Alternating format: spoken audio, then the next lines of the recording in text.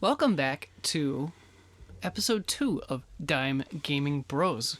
I would say that this is a month later, but the first episode was delayed by like 2 weeks. So, was it legit 2 weeks? Was it It was more? like 4 days. That's it? Really? It came out on time.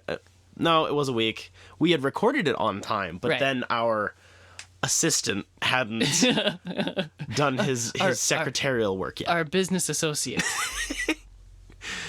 Yeah, Colin hadn't finished his leg of the deal yet, so I wasn't able to put anything up for a little bit. Right. But we're good. We're I not thought gonna it was like 2 weeks or something. I think it was a week and a half. I don't remember anymore. It's been up for a while now, and I forgot that we even have this podcast. It's been long enough, so it's had good. any listens?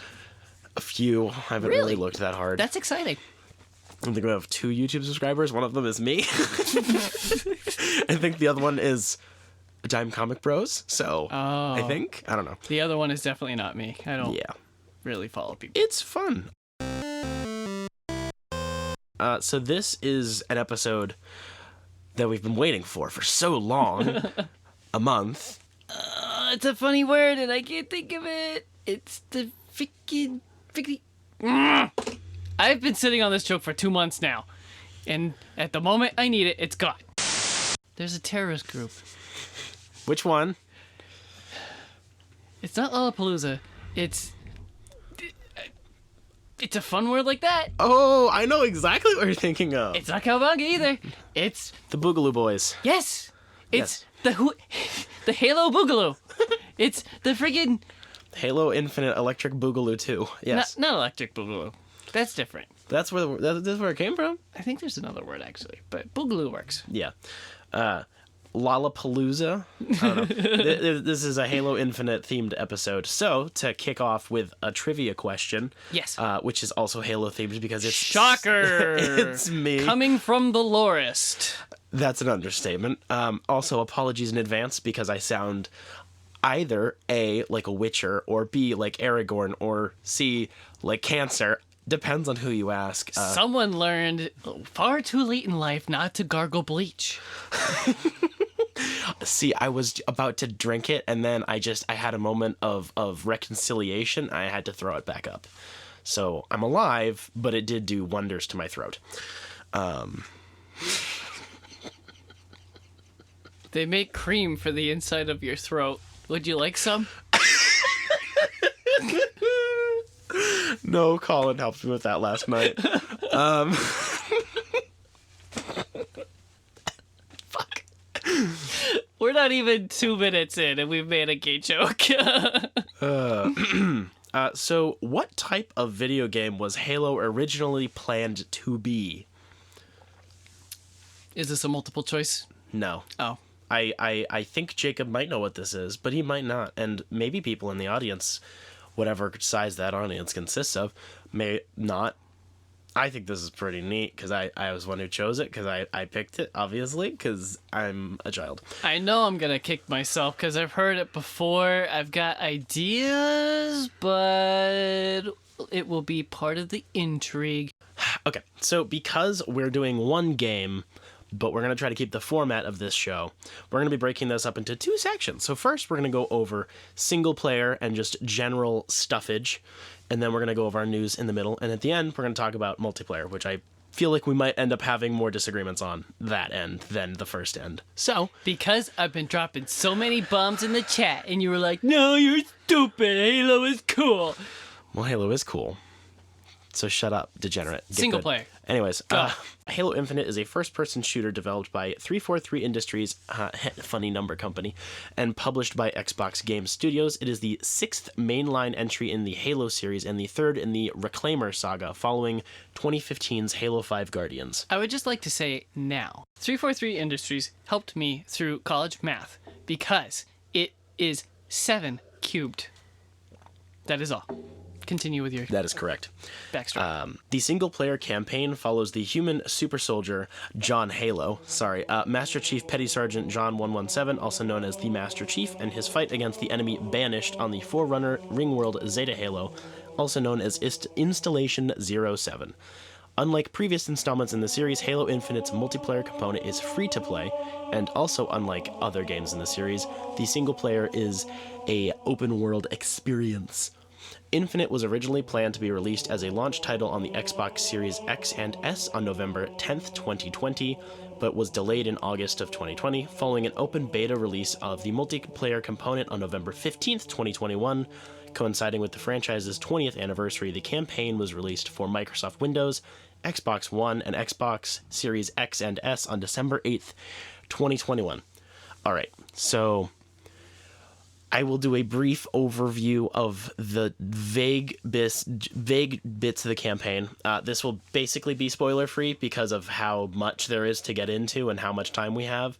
So if you've seen the marketing, that's about as deep as I'm going to get.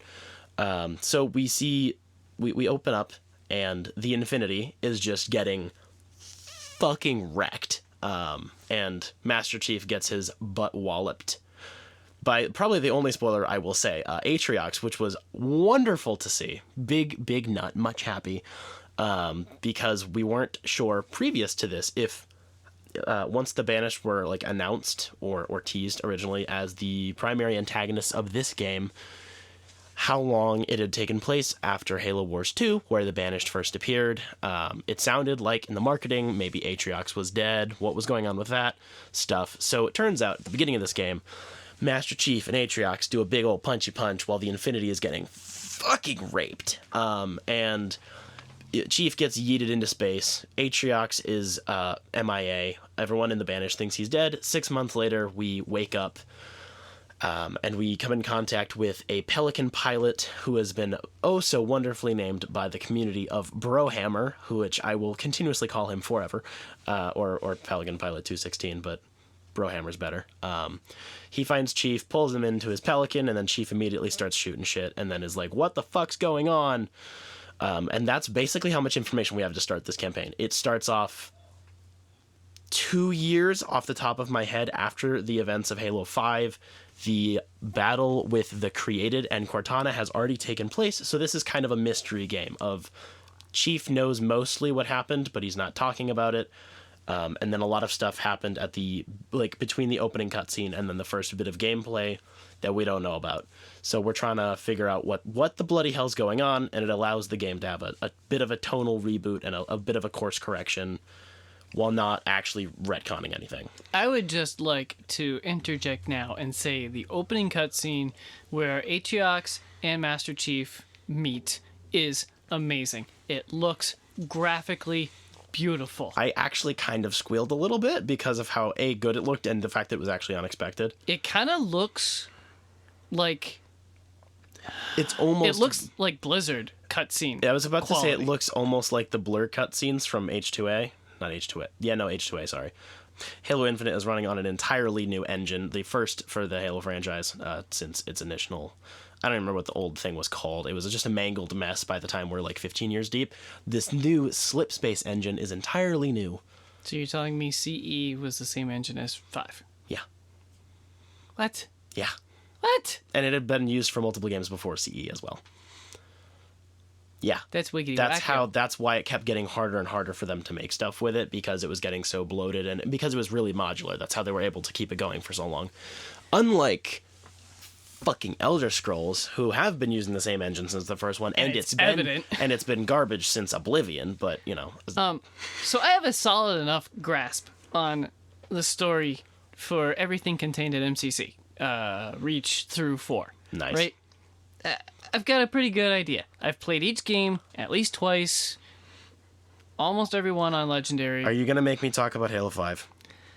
I've played, I would guess, about a third of 5. It was begging for death by, like, pencils through the eyes or something. Weren't Just we all? please, pain, misery, make it end. Would you like a brief recap? So I've found out through research online and other reviews that this is supposed to be like a wrap-up or maybe even damage control from Halo 5, and then a little bit of Halo Wars 2, because that's where Atriox comes from, I think. Yes. So I've heard really, really good things about Halo Wars 2, but Halo 5 is such a pain in the ass because it's so dog shit that I have no idea who this Atriox guy is. He's not in Halo 5 at all. Okay. But you also have the Cortana storyline from Halo 5. So Yeah. I believe not to say that the marketing was disingenuous by any capacity. I do. It's not relevant to the game itself, but I do think the marketing for this game has been astronomically amazing. Halo always knocks it out of the park with their marketing, to be fair, but the live action trailers and the fact also that it was honest. Halo 5 Guardians, I'm looking at you. Just the fact that it was actually showing what was going on and blah blah blah. I think there's one aspect where they were creatively twisting the truth a little bit. This isn't they say a tonal reboot, and I do agree. The tone definitely took a shift. The direction, not just the art direction or the music direction or whatever, or the gameplay direction, which clearly took a much better direction from Halo 5. This is still a wrap-up to the Reclaimer saga and the start of something new. It's not just something new, and that's something that I think they were trying to emphasize in the marketing, understandably so, of like, right. we're basically starting fresh, sort of. It's like most of this game is spent discovering what the hell happened since 5. Like, that's most of this game is learning about stuff that happened off screen in a very, at least for me, very cool way. I do appreciate how they did it. That kind of sucks from my perspective because I never finished 5. So right. So it's a bit of a toss up of either do we directly follow up like right from the end of that, whereas people didn't like the direction it was going in, no one was invested in whatever, or do we have a big time jump, we change directions, and then we make it a mystery how these two things collided. I think both are kind of a lose-lose scenario, and I do think this is the slightly better of the two choices. So I get potentially the marketing kind of had to twist that a little bit, because when I was playing this, at least, even as much as I very much so dislike Halo 5, still know way too much about it. This doesn't retcon jack shit. It doesn't change anything really. It just has a large gap of time and then starts the new conflict while resolving the old one at the same time. Which is the best possible scenario. Besides, means we didn't have to play against the fucking Prometheans again. So big win. I like the Prometheans. How? They're easy kills. They're garbage. Everything about them is trash. Everything. Basically. Goodness, what am I going to do with you? So they're the same things from Halo 4, right? Yes. Yeah. But gameplay on both were very different. Halo 4, I can like one-shot almost every enemy except for the freaking Guardians or whatever those. The Knights. Yes. Yeah, the teleporty I bitches. hate those. So shall we go over presentation, graphics, and technical elements to get that out of the way? No. I want to go back to marketing. Okay. Because I was discussing this with somebody, and it helped me realize. Hope. Discover Hope? No. Oh. All the marketing was like, we're basing this game off of the Silent Cartographer, the level from Halo CE that everybody loves, yes. right? So that's why it's an open world-ish, sort of, and there's a lot of... It's mostly outside, like the Silent Cartographer is, but the level design, the actual complete this story mission is mostly hallways and tunnels and shoot the bad guy, plug the weapon, the new AI, into the pillar, she snaps her fingers and the thing is done, and then you go down more hallways. So in my opinion, it isn't mostly the Silent Cartographer, it's mostly the library.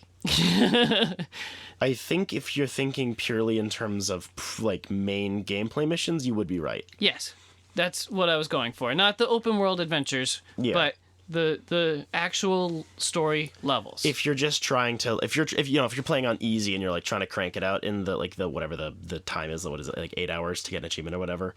Like if you're trying to do that and just play it out, that yeah, I could definitely see that. That might be less of a prevalent... I do agree, but I think it's less of a prevalent thought for me because I'm a bit of a completionist. No, and even if I'm not playing like that, like I do just like finding shit. Like if I'm running to a main objective and it's like, oh, there's an FOB right in my path, I'm clearing it. So I did most of the... It feels, at least for me, a very feelsy subject. It felt like the whole thing was all main mission, at least for me. I did most of the side activities before finishing the story. I had very little cleanup to do, but it was like, I gotta do a story mission, and it's all the same thing. Every Halo game before this, every level, for the most part, feels unique. It's like, oh, this one. You can't say that with this one. I do agree, and I think there's a point that could have made that a little easier, which is one of the few-ish gripes I have, is that the biome's basically the one biome. Yeah. It's basically like a Pacific Northwest. It's gorgeous, and it's really fun, and the environment's cool, but it's basic. It alternates between sparse forest and small mountains. And I did, on my second playthrough, when I was going a little bit more in depth, which I just wrapped up today, there's also some swamps, but they are very small. But because of that, I think kind of makes the main missions feel... Because a lot of the main missions do take place outside as well, but they are in the exact same areas as the side activities. So it doesn't feel as main mission-y in a way, because they're not all of them are designed specifically for main missions. So I think having a dynamic weather system, whilst that's a whole other ballpark of technical problems to deal with, I think that really could have helped, because we have a dynamic day-night cycle. And I definitely noticed that. Which was great when it functioned. At the first couple of days of launch, the night cycle was broken. But once they fixed that pretty quickly, it is really cool, and I think that played off well in terms of gameplay variety and the flashlight actually having utility again. At least for me, I used it. I don't think I ever used it. It is up on the D-pad. I used keyboard and mouse, but I don't think I ever had to use it. Huh. I don't know. I did. I played for long stretches of time, so I would go into the day and night cycle. Yeah, no, I saw day and night cycle. I was like, oh, it's suddenly night. Okay, that's cool. And just kept zipping my way along. Fair enough. Also, considering a lot of the enemies do have some, not bright armor, but like they do have color, like they have like lights on them to an extent, that probably helped a lot. With the like you could still see clear enough at night, even though it was kind of dark. It didn't feel like, what was that mission?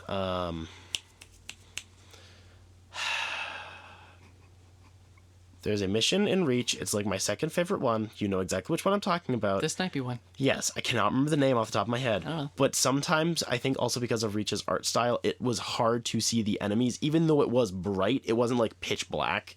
But because the enemies were so dull in terms of like armor, reflectivity, and everything was dented and dinged and so you couldn't see anything. So that kind of pissed me off. I think this nailed that a little bit better. The enemies some of them have lights on them. The shields make more of an actual emittance of light when they flare up and stuff. Pop, right. So I think that helped a lot.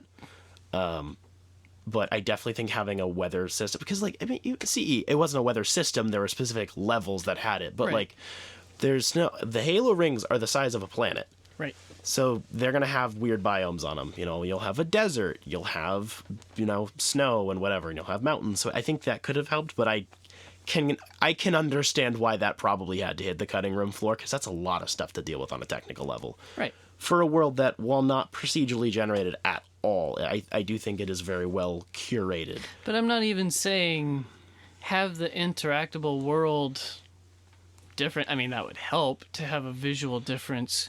It's just if you show me a scene from each level, just freaking 20 seconds, I would not be able to number them for you. It would all feel samey. I think there might be another reason for that, which has more to do with the other games, actually. Not to totally just White Knight for the game, but we haven't been on a Halo ring in a while. So CE was on a ring, and I argue that CE is still the best game and has the best level design, so that's almost cheating. 2 partly. 2 was mostly on Earth, in cities, and other stuff. There was barely on a ring, and 3 was primarily on the Ark, which is entirely different. Mm-hmm. 4 had nothing to do with Halos, so did 5, and ODST was entirely in New Mombasa. What about Reach? Reach wasn't on a ring either. It was on Reach. So I think that could have had something to do with that, because, at least from my memory, whenever we're playing on a ring, it is not quite as similar and repetitive as this was, but it is very similar. Go to the place, get the thing, put the Cortana in the hole, she gets the thing, you have to bash a new enemy, and then you take the Cortana and you go move on to the next thing. That's what I remember most of those levels being like. Set pieces like Uncharted has set pieces to grab your attention. Oh, this is when you get 2 tanks that are shooting at you in an or something like that. You've got Yeah. whatever. You've got special events that you have to deal with even. And even the hunters in this game felt like a joke. That is the one enemy type I actually do have a problem with. The hunters kind of were just an evolution of 5s, and 5s were crap. And They're too defensive. It's really hard to get in there and do anything. they didn't even...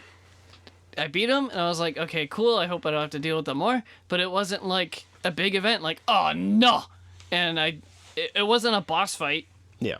It was just, oh, I got 2 hunters I gotta kill. I guess that's fair. And then it was done. On to boss fights, though, while we're on the gameplay train. Ooh. I was extremely hesitant when it was announced that we were going to have boss fights for this game, And because I really liked it. Halo has a shit history with bosses. They've all been jokes. Remind me. So you've got the worm thing from We've- Halo 2.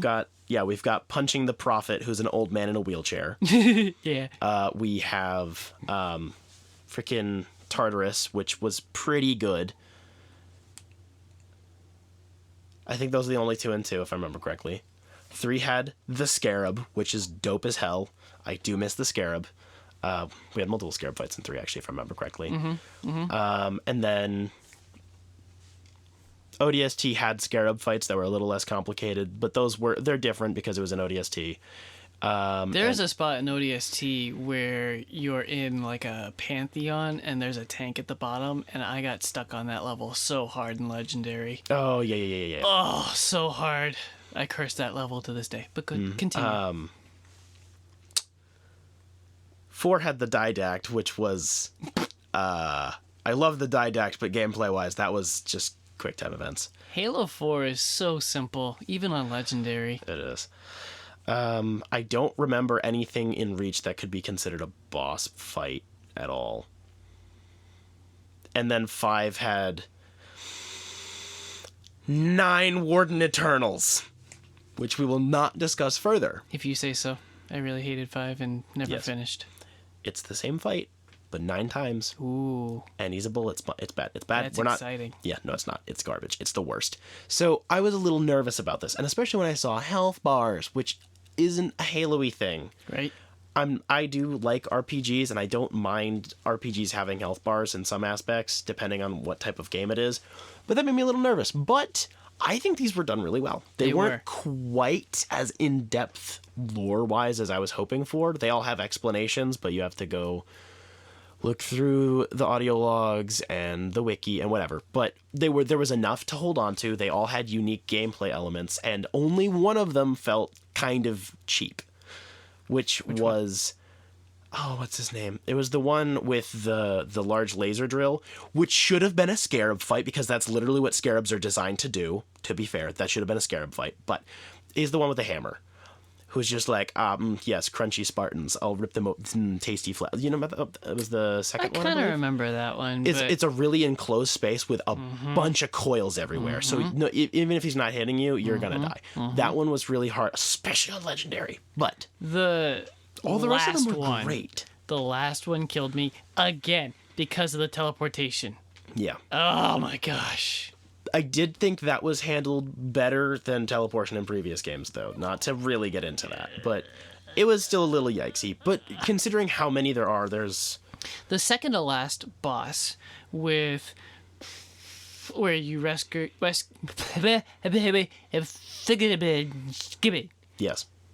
Where you rescue the pilot. That one was tough, but it felt fair. For the most part. I mean, his charge ability kind of seemed jank, but yeah, that was probably to encourage you to use the shit charge ability that you have. Yeah. That nobody uses, as far as I could tell. But, I mean, that one still seemed good.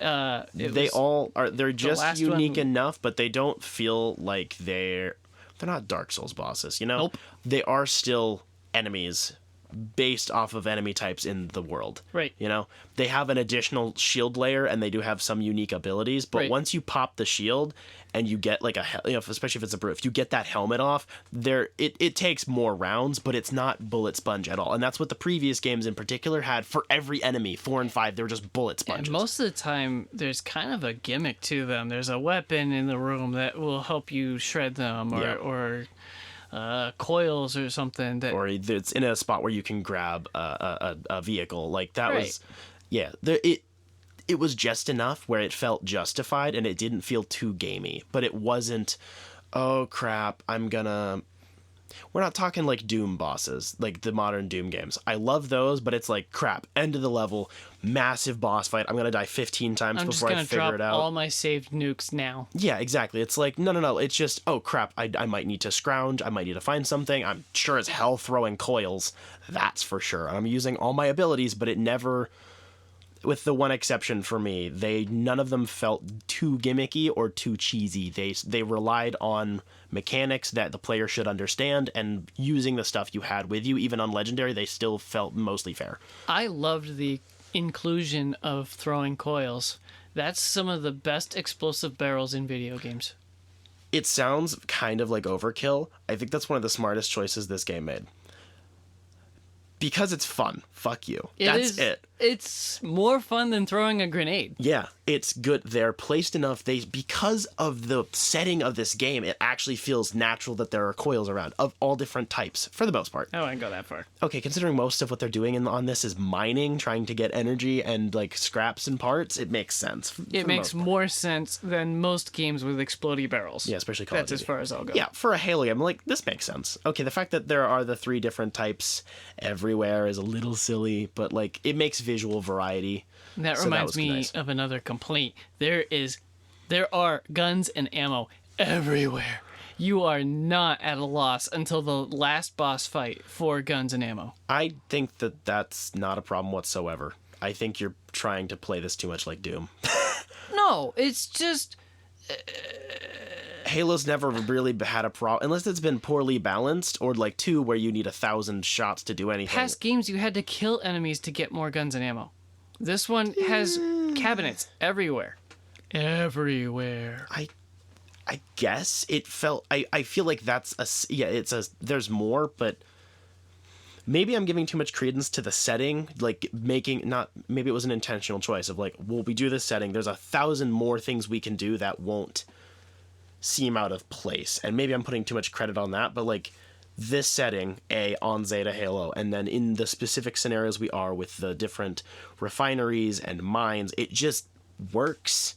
And also because of the Banished, they have so much more, and even just weapon variety, because they take everything that they can use, instead of it just being like going through a Forerunner facility where, well, there are no weapons in the first trilogy except the Sentinel gun, because the Forerunners weren't terribly developed yet, and Sentinels were barely a thing, and like whatever. Or you go into a Covenant facility and that's only Covenant weapons. This is like they use everything. So you get human weapons mixed in with Banished weapons, with some classic Covenant weapons. Like, they're all over the place. Because it's like, past games, it's like, you encountered enemies and you're like, oh, good, I'll punch this one to death because I'm literally out of ammo. It's a freaking plasma pistol because it was just a grunt, but there's an elite. I'll kill him and take his gun. Probably a plasma rifle. Right.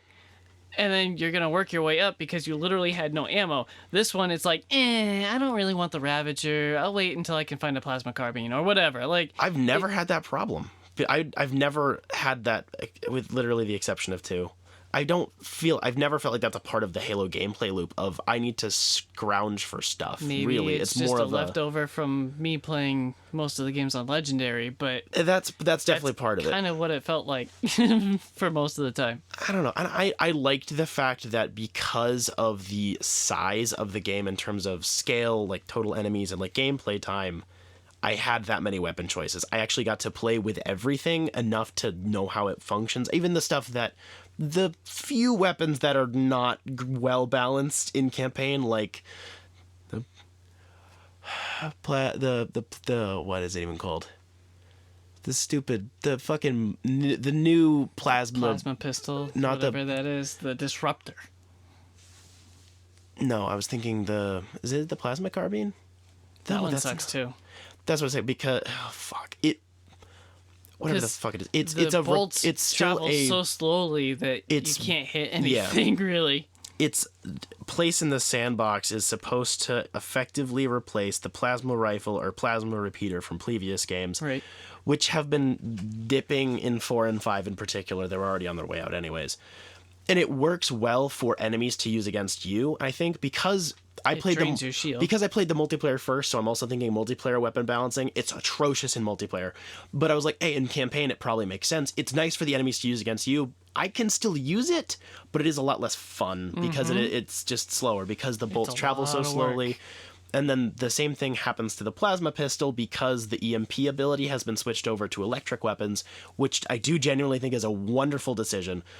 But the plasma pistol doesn't have an EMP ability on charge, so it's a lot less useful. Like there are some stuff, and the Ravager needs a boost across the board.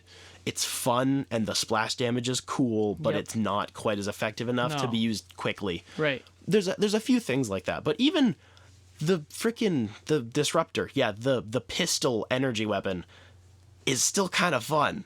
Because if you hit enough rounds, it'll drop shields real fast. And it's still, I don't know, it's still quick and snappy. It feels like the sandbox was done extremely well intentionally. Even if there are a lot of classic quote-unquote guns that are missing, which will eventually come around. It felt like because it was just so big and there's so much. I could just grab it and go, I'll play with this gun for like 20 minutes, even though I don't really like it. I want to get to know how it works better. So if I need to use it, I'll know. And so I can still like appreciate what they put the work into, because it doesn't feel like any of the guns are lazy by any means. It just feels like some of the numbers are a bit off. Right. In general, weapon sandbox, not to literally get into every individual gun, but I do adore this sandbox on the whole in terms of weapon and equipment.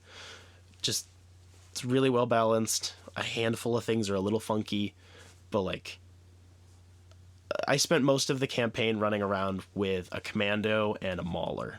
I freaking love commando. The commando is really tricky in multiplayer, which we'll get to. It's tough to get kills with, but in I still love it. In single player, there's enough time between shots using the bloom effect or just not holding the trigger. You can basically use it like a DMR from previous games. At least for me, that's how I end up using it. So it's really good for guns. And if you time it well, and because it has really predictable recoil, you can still take down like 2 like elites or brutes with 1 magazine, because like the damage is done equally across the body on shields. So if you hit whatever the number is, 4 body shots or 4 headshots, the shield, it takes the same amount off the shield. Right. But if you started center mass, if you aimed it right, and then the last couple of rounds are going to hit the head, boom, done. It's so easy. Right. And it feels really good. And then the Mauler is a really cool shotgun.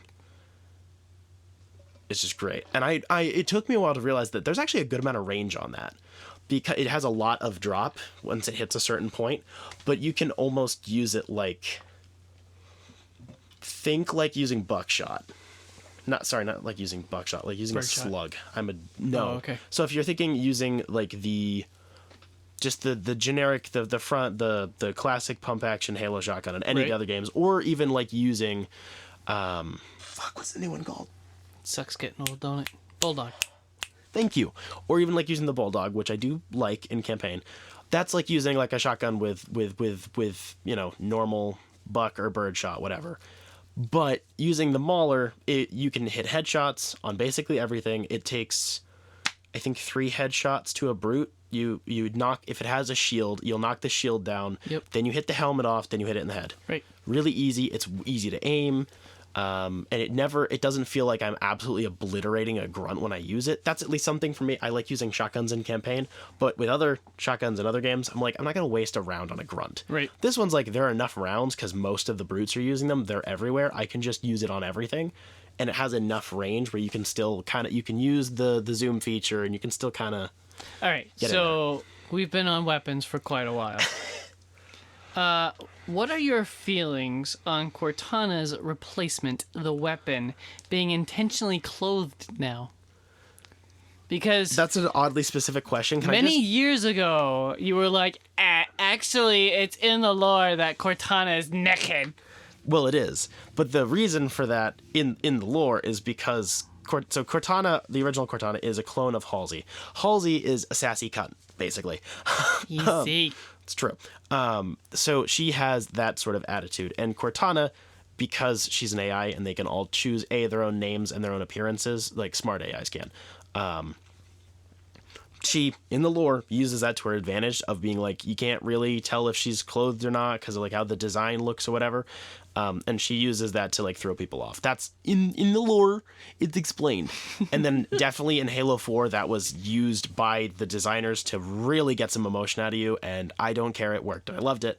And then in 5, it was an intentional choice of, hey, Cortana's bad now. She's being Space Hitler, basically. We're gonna slap some clothes on her. It felt appropriate, at least for me. It's not like that bothered me. I wasn't pulling some Mortal Kombat. Why aren't the women wearing less clothes? Why is there not more skin? Like, who gives a shit? It fit with that. And then in this, I like it. I think it would be weird if the weapon was looking like that, to be entirely honest. Again, weird way to phrase your question. Thank you. I love the weapon. She's wonderful. She doesn't feel like a Cortana ripoff, which in the lore, there's an obvious explanation for why she's not, because she's like this weird spot between a smart AI and a dumb AI. She has a specific program that she didn't end up using, so she ends up learning throughout the game. She's really like kind of dumb and like naive. She's adorable. She doesn't know what anything is. It's so funny. I think that's the general vibe you get off of her. Is it's instead of in previous games where Chief would be the one out of his element and then relying on Cortana for information, Chief is the one who has an idea what's going on, and then the weapon is the one who's like, maybe they're friendlies, you know? Like that. She feels like a, this sounds weird. She feels like a tween. Like she's not stupid, but she's really naive. And I enjoyed that dynamic. It kind of flipped the original dynamic on its head. And it would be really weird if she was just running around naked being like, those grunts smell bad. That would be kind of weird. Just with the dialogue they chose and the story that they're going for. I think that would be a bit of a bizarre choice. So what did you think of the rest of the single player, the side content, the optional missions, the HOVs, and the freaking towns to take over? Sorry, not HOVs, the high value targets. Okay. And basically across the board, I loved all of it. I was really impressed. I don't like open world games. I used to when I was younger, and then I got really burnt out on them because they really, frankly, all started going to shit. Once Assassin's Creed got to doing open world stuff was really when I dropped off, because Ubisoft in general, that's all they do anymore. Also, just they're a horrible company anyways, but like all of that, it's just so popular. It's like, let's take this franchise and just make it big and like procedurally generated or whatever. And it's crap. This was large for sure. It's a very large game space, but it never felt, there is nothing here. Even if there wasn't an objective, it's subjective. Even if there wasn't an objective or a collectible. I'm making funny faces for the crowd. Even if there wasn't an objective or a collectible, whether one you could find on the map or one that is just there or whatever, it always felt like there was something to look at. I was never bored in this open world. And for me, as a professional OCD idiot who has to collect every collectible in every game, including ones I don't like, no matter how long it takes, I really appreciate that. It never felt like it was cheap. It wasn't, let's just stick a bunch of whatevers right here because we should have more. It didn't seem like they were going, oh, how many, we should have 400 audio logs, and then we have to figure out how to place them. It felt like they were working through the world in a roughly canonical order of however you would find them, and then they would place what they had made. I genuinely don't remember how many of each collectible there are, because I was never looking at the list going, crap, I have to get 50 more audio logs. I was just finding them as they progressed, and then on my second run through, I was using a guide because I was going on Legendary and whatever, and I was finding them specifically. There's on average 6 to 8 total collectibles per main mission. On average, there's a few UNSC audio logs, a few Banished audio logs, maybe a skull, some Spartan cores, and on occasion somehow in campaign but for multiplayer skin hanging around somewhere, which I thought were fine.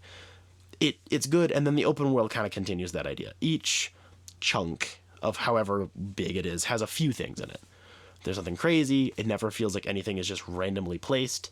The audio logs always felt relevant to where they were placed, which is really big for me I like my finding records. I played Arkham Asylum and BioShock. You know, I love me some good audio recordings. They felt like they were placed in a spot, and they created the environment around the audio log. Like, hey, you find this one in a cave. It sounds like it was recorded in a cave. This cave has a cot in it with some MREs and a bunch of flashlights. It's on an overlook of a camp. They're talking about the camp, like all those little things that just mean someone actually paid attention. That stuff was good, and it never felt like I had to grind for anything to complete any of the missions. I was just doing it because I wanted to, and it was fun. To be fair, there were a lot less than normal open world games, but I would really like to compare this game to Far Cry. Really? Like, it still felt grindy. It was like, wow. Oh, I've still got Bravo crew and Delta crew to save. Huh. Kill a couple of enemies. All right, they're saved. Wow, good for me. Okay, that is the one thing I think, to be fair, that probably was a little grindy, was the saving the Marines in particular. Like the propaganda towers, there's 40 of those, and I was just driving around and I'd be like, oh, there's one. All right, it's gone. But I'm really not gonna drive around the whole world looking for 40 propaganda towers. I mean, that's fair. The high value targets, I really, really, really like the idea. It's cool. But I was just dorking around the map, and I would find a sniper rifle, and I'd be like, ha, where's the nearest high value target? Bah, he's dead. That's what I would do. I think that not intentional exactly. I think they designed it to be a fight. There were definitely a couple that had they'd be like in a C-shape valley with a steep mountaintop behind them. I would climb the mountaintop, but you were supposed to walk down the path and try to clear out his friends first and then kill them. But it's I can see why some of them... I think I know which ones you're talking about in particular. There's a couple of them that definitely feel like they were kind of designed to be done one way, but I think something small, which is actually really big... This game has, like, no invisible barriers or kill timers, which is Halo's had a problem with all of 343's tenure, of killing you or making you, like, forcing you into certain spots because they don't want you exploring anymore. This game has, like, none of that. So the fact that you're able to go on that mountaintop and do that, even if it plays out like you're kind of cheesing it, right. They're allowing you to do it. That goes a lot further in my book, even if it's a lot less interesting than if I had done it the way that they intended me to. But that's a preference thing, really. Quite often, it felt like a large portion of this game felt copied and pasted. It felt grindy. I think I just whole ass disagree with that. I'm not going to debate you on it because that's a really subjective feeling. But like, I do just genuinely disagree with that. I can get why. I really, on the visual point, I feel that because there are only so many enemy types, only so many types of FOBs and towers and whatever. But I don't know, man. Maybe we just have different tolerances for what's considered grind, to be fair. Neither one of us like League of Legends. Especially, the crowd does not know how much shit I put up with my love of my ex, my long lost, my first love, Destiny. So, I'm getting the death glare now. Yeah, you're talking about literal dog shit right now, so... But that's how it felt sometimes. All right, but moving on. How many skulls did you find without any aid? So my first without playthrough. Looking online at anything. How many are there in total? I believe there's 12. I thought it was a little more than that. I don't Somewhere know. It's could be between 50. a dozen and 2 dozen. I think I got like 6 or 7 on my first playthrough that I found. There was a couple in the open world that I stumbled across, and then the rest of them were in the levels. And then on my second one, I got them all because you were using a guide. Yes. There are 12 Halo Infinite skulls. Damn, bro. Nailed it. How many did you get? 0. One gripe on the scrolls. I think the Scrolls? Skulls. Whoa. The design looks amazing. Why in the fuck can you not carry that bitch around and smack people with it? That's been in every other game. Right. You can do it in Oddball. Why is it not in Campaign? I want to know why they made little plushy toys that you can't collect. Like, you can find them. They're just to be found. That's it. stinks though. I want to be. It's not Doom, buddy. It's not I want to be Doom. recognized for finding your cool little collectible. Take a screenshot of it, motherfucker. That I really liked because I actually that was found a couple of them on my own without internet help. yeah. No, the Pelican Pilot one is on the second tallest mountain. Found I was just like, damn. I think those are evocative of other things that Halo's done in the past. I was thinking Toys in in Halo 3, 2. I was more thinking of like the random monkeys, where there was like a primate family in one of the level, like that sort of, just the really weird stuff. CE had a lot of that, like Meg, just random. They're more unified because modern gaming, you know, people like to have a set or like a collectible, whatever, a type of things to look for.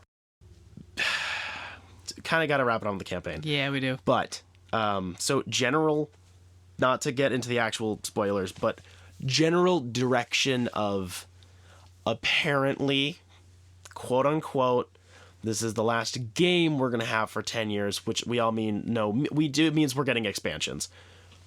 Destiny's made the same claim. Yeah, and then they fucked it up. It's not going to happen. It's not going to happen. They're not going to be able to run this on an original Xbox One for 10 years. And that's okay. That's what people said about Destiny. There's no way. No. They made a big promise in the marketing. I don't think we're going to get a main game for a while for sure. I think they're going to want to not milk it exactly, but like this is a game ripe for like expansions, I think, in terms of design. It really fits. So oh, do you have a differing opinion on that one? You're proving me right. In what way? In my Destiny comparison, that game was built for expansions. I don't think that was a problem. I think the problem with that was the fact that Destiny had no content originally, and then they forced you to buy what was already on the disc. That was the problem. Me feeling like this is kind of grindy, copy-pasted a lot, and you not, but you can see where I'm coming from. Oh, no, I get it. I mean, because Destiny was made by Bungie. Most of 343 is still ex-Bungie employees. Right. It's not just because they had a new name and it wasn't technically a new company. That's something that always bothers me. The community's like 343. It's like 343 is mostly actually old Bungie people. To be fair, don't give them too much shit. You know, there's a lot of new leadership, but like the primary devs are like the same. The greatest problem with Destiny was Activision. Yes. Yeah. And how they treated their customers. Yeah, exactly. Like that, and that was something about Destiny I wanted to like was the idea of the vague lore setup and the open world. I wanted to like that stuff. It was just the fact that it was so, gotta open the door. Gotta get off your bike. Gotta open the door. There's nothing here. There's no collectible. There's no enemies. Oh, by the way, Taken King is on the disc. We're gonna release it 2 years later, and you have to buy it. But it was on the disc. You could have hacked it. You know, that crap. That was the crap. But the idea of that wasn't a bad thing. I never disliked that. So I think it's the same vague idea was being continued by a company. It's a legacy thing, you know? But anyways, general idea of where this game is going. It does end on a bit of a cliffhanger, but I didn't feel like it was cheap, unlike 5 where it literally just cuts off in the middle of nowhere. This feels like it ends the primary conflict of this game whilst setting up whatever is coming, whether that is in the next game or expansions or whatever. You could say the ending inspires you with hope. Yes. Hope for the future. Yes. Which is the general gist of this entire campaign. Not to just get into all the nitty gritty of it, but like the marketing was right in that aspect of, you know, the whole thing is about, you know, literally Chief being God tier. I'm going to bring all the hope in the world back to the UNSC and I'm going to fix everything. And he kind of starts doing it. You know, it's this a specific example to save time. There's a specific instance roughly halfway through the game, which I hit yesterday on my second run through, something along those lines. I don't remember. Time is relative. But we're talking to where it's in the open world. It's a piece of open world dialogue. It's not even in a cutscene. It's so good. It speaks to the quality of writing on the whole. It's just something that gets said while you're out and about. And the weapon is talking to the pilot, and the pilot has just kind of had a little bit of a mental breakdown, freaked out. Chief has been kind of consoling him. He's dragging him back in line, but he's being empathetic, blah blah blah. And then, you know, the Pelican pilot's like, Chief, like, why do you do this? Like, do you have anyone? Like, how do you do this so many times over? You know, literally save everyone all the time type crap. And, you know, he's like, yeah, no one, not really, whatever. Which is lame because Blue Team does exist, but, you know, he's Chief and he's emotionally stunted. And then, the weapon's like, oh, what about you? Because she's a child. And Brohammer has no one, apparently, which is lame. And then, because he's a doomer. Like, this whole game, the Pelican pilot feels like one of the more, I don't want to say more realistic impressions of what depression feels like. Because it's a first-person Halo game, like, come on. But it feels solid. Like, it's like, this guy is screwed up. He's been through a crap ton. It's more underlying in, like, how he talks. He's sassy and whatever, but, like, he has a general air of, like, we're gonna fucking die, There isn't a lot of hope there. It's very fatalistic, something like that. It's got that. It reminds me of how I talk when it's like sometimes I can be really chipper and funny when I'm talking about the fact that we're all gonna fucking die, like that. So I connect with that. And the weapon's like, no, it's like Chief. He's gonna save us all. Like it's you are a ray of sunshine. I know.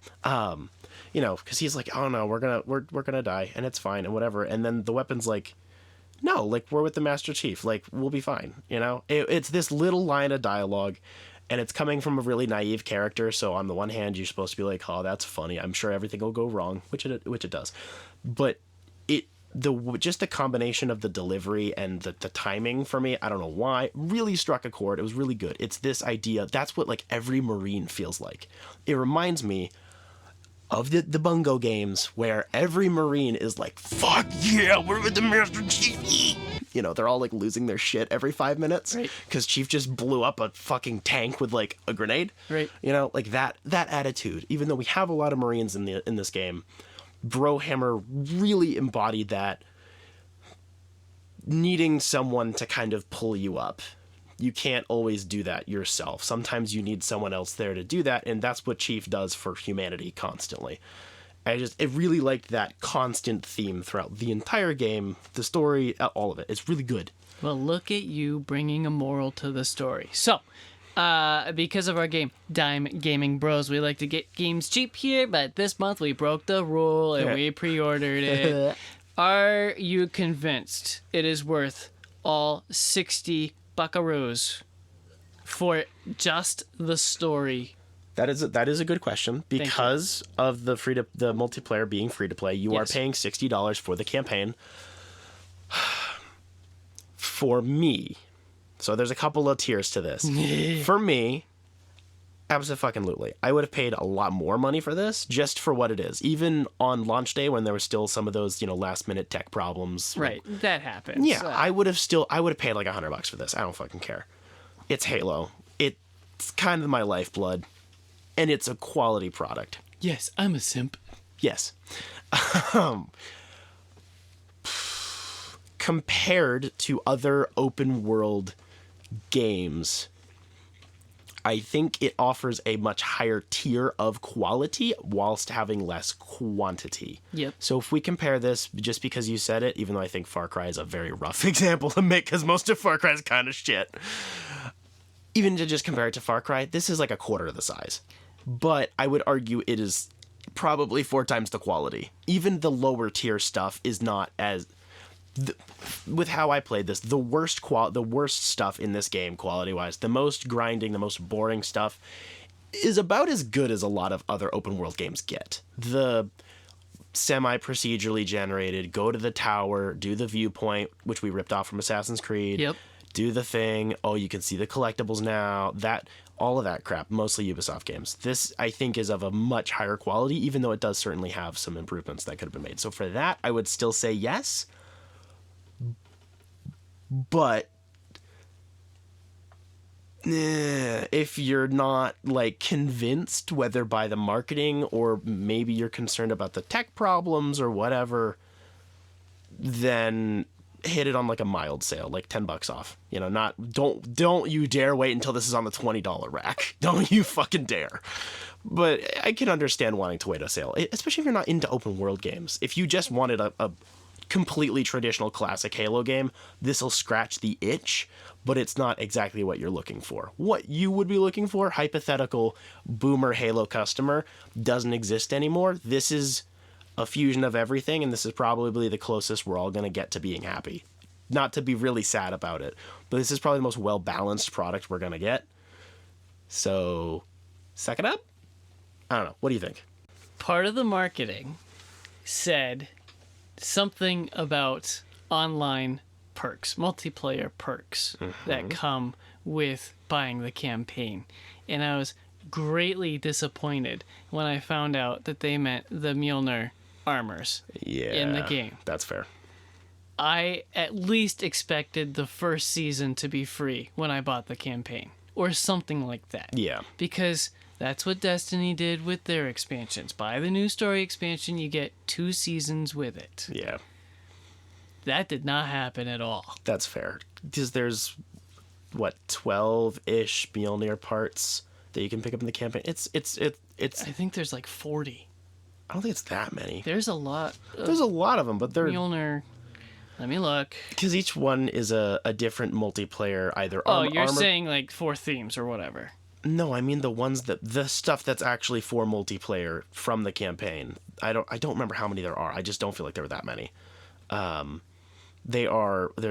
Each individual case is a skin, coating, or a piece of armor or whatever. I thought those were good by all means. I don't think any of the designs were bad. I liked the idea of that. That was totally fine, but I do agree with you that at least the $10 expense of buying the first season pass definitely should have been included. 34 armor lockers.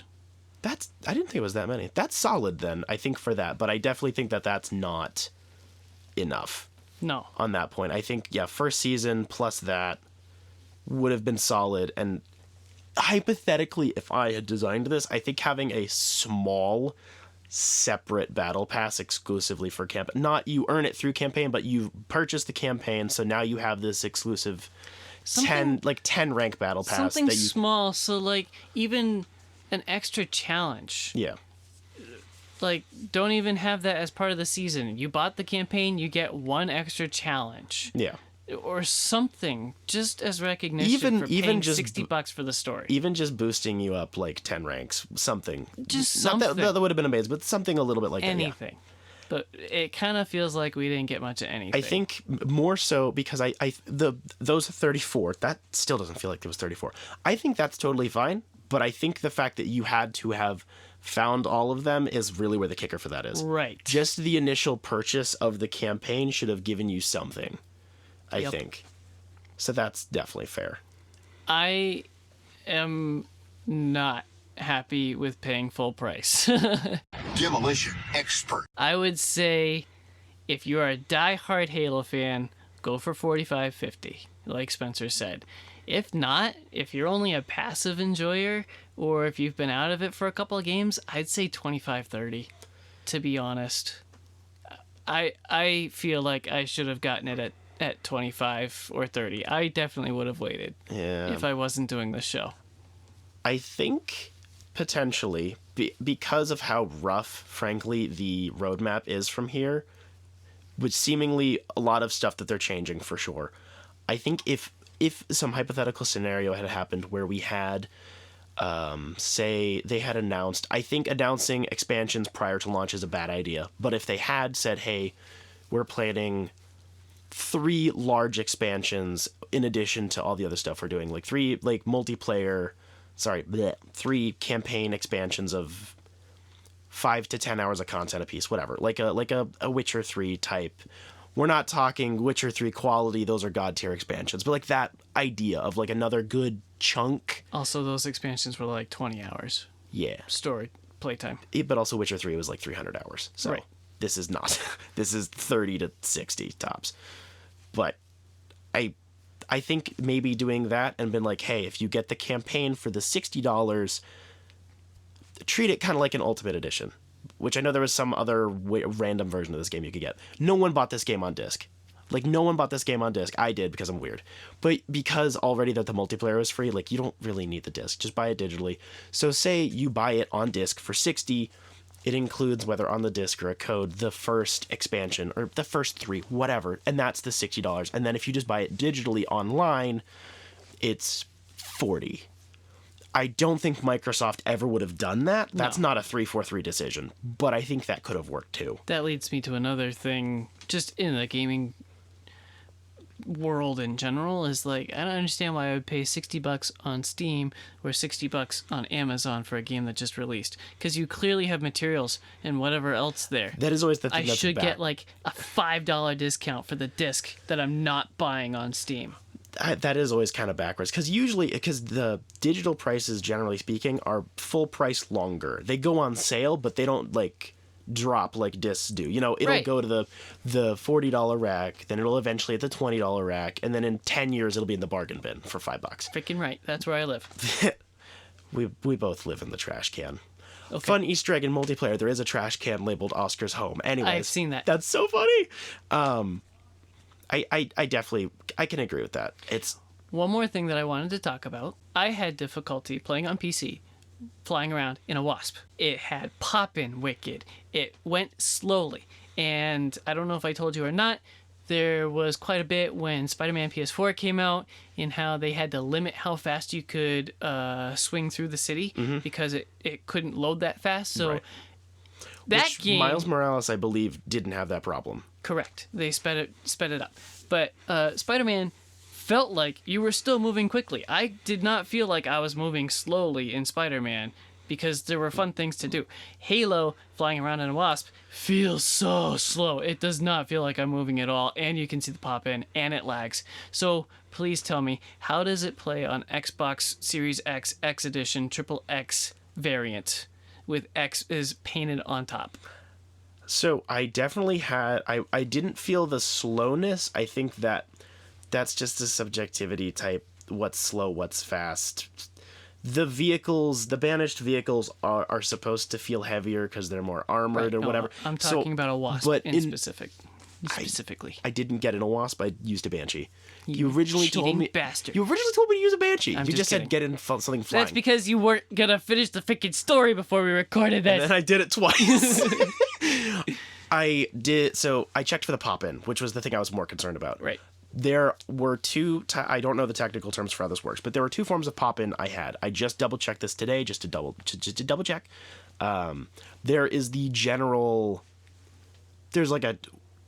I don't know, just because of how Minecraft renders it. There's like 4 chunks, 5 chunks. It's not a Right. specific measurement. It's like You've got draw distance, which is the general geography, Yeah. and pop-in, which is the pop-in trees and is shit. So the draw distance stuff, there was a tiny little bit. For the most part, I thought it was really good. It was mostly in the air when you also have the elevation. There would be a little bit of the ring that would kind of pop in out of nowhere behind a cloud. But for the most part, I thought that was really good. There was definitely pop in terms of, wow, this looks a little not totally detailed. Dip down. Oh, there are the trees. Right. It happened. I don't, to be entirely honest, because I'm not a PC master race, I don't usually care about those things. But it was there. It didn't feel like jank. It felt more like it felt more like an intentionally set, this is the draw distance we have to put the trees at. So it didn't feel like the game just wasn't loading it. It felt more like they had to go, okay, once you hit this elevation, 50% of the trees have to disappear because we have to be able to load the draw distance or Right. whatever. So I didn't find that to be a problem, but it did definitely happen. Otherwise, while we're on, very quickly, just to run over the technical stuff, which I wanted to do first, then we didn't. So yeah, I was playing it on the Series X in 4K 60. You were playing it on PC. Roughly what settings were you using? Ah, gosh. Not what does your computer run on, but just like the general behind, like I honestly don't low, know. medium, I high. didn't Did you play alter it. the settings at all? No, I didn't. Okay, I so you didn't were on check. like default. Okay. But it should be pretty freaking high because I've got a sweet graphics card. Yeah. So general technical stuff. Do you have any buffering problems? How were load times? Cutscenes? Cutscenes were freaking Graphical beautiful. You fidelity. said something about a little bit of jankiness with the cutscenes, and I didn't have that at all. They were freaking awesome. Walking around, I didn't have any issues. Gunplay's freaking awesome and buttery smooth. I like how we talked about the weapons and then we entirely missed out on the actual gunplay part, and we're not going to get into that. I was gonna gonna do it in multiplayer. I think that's a good idea.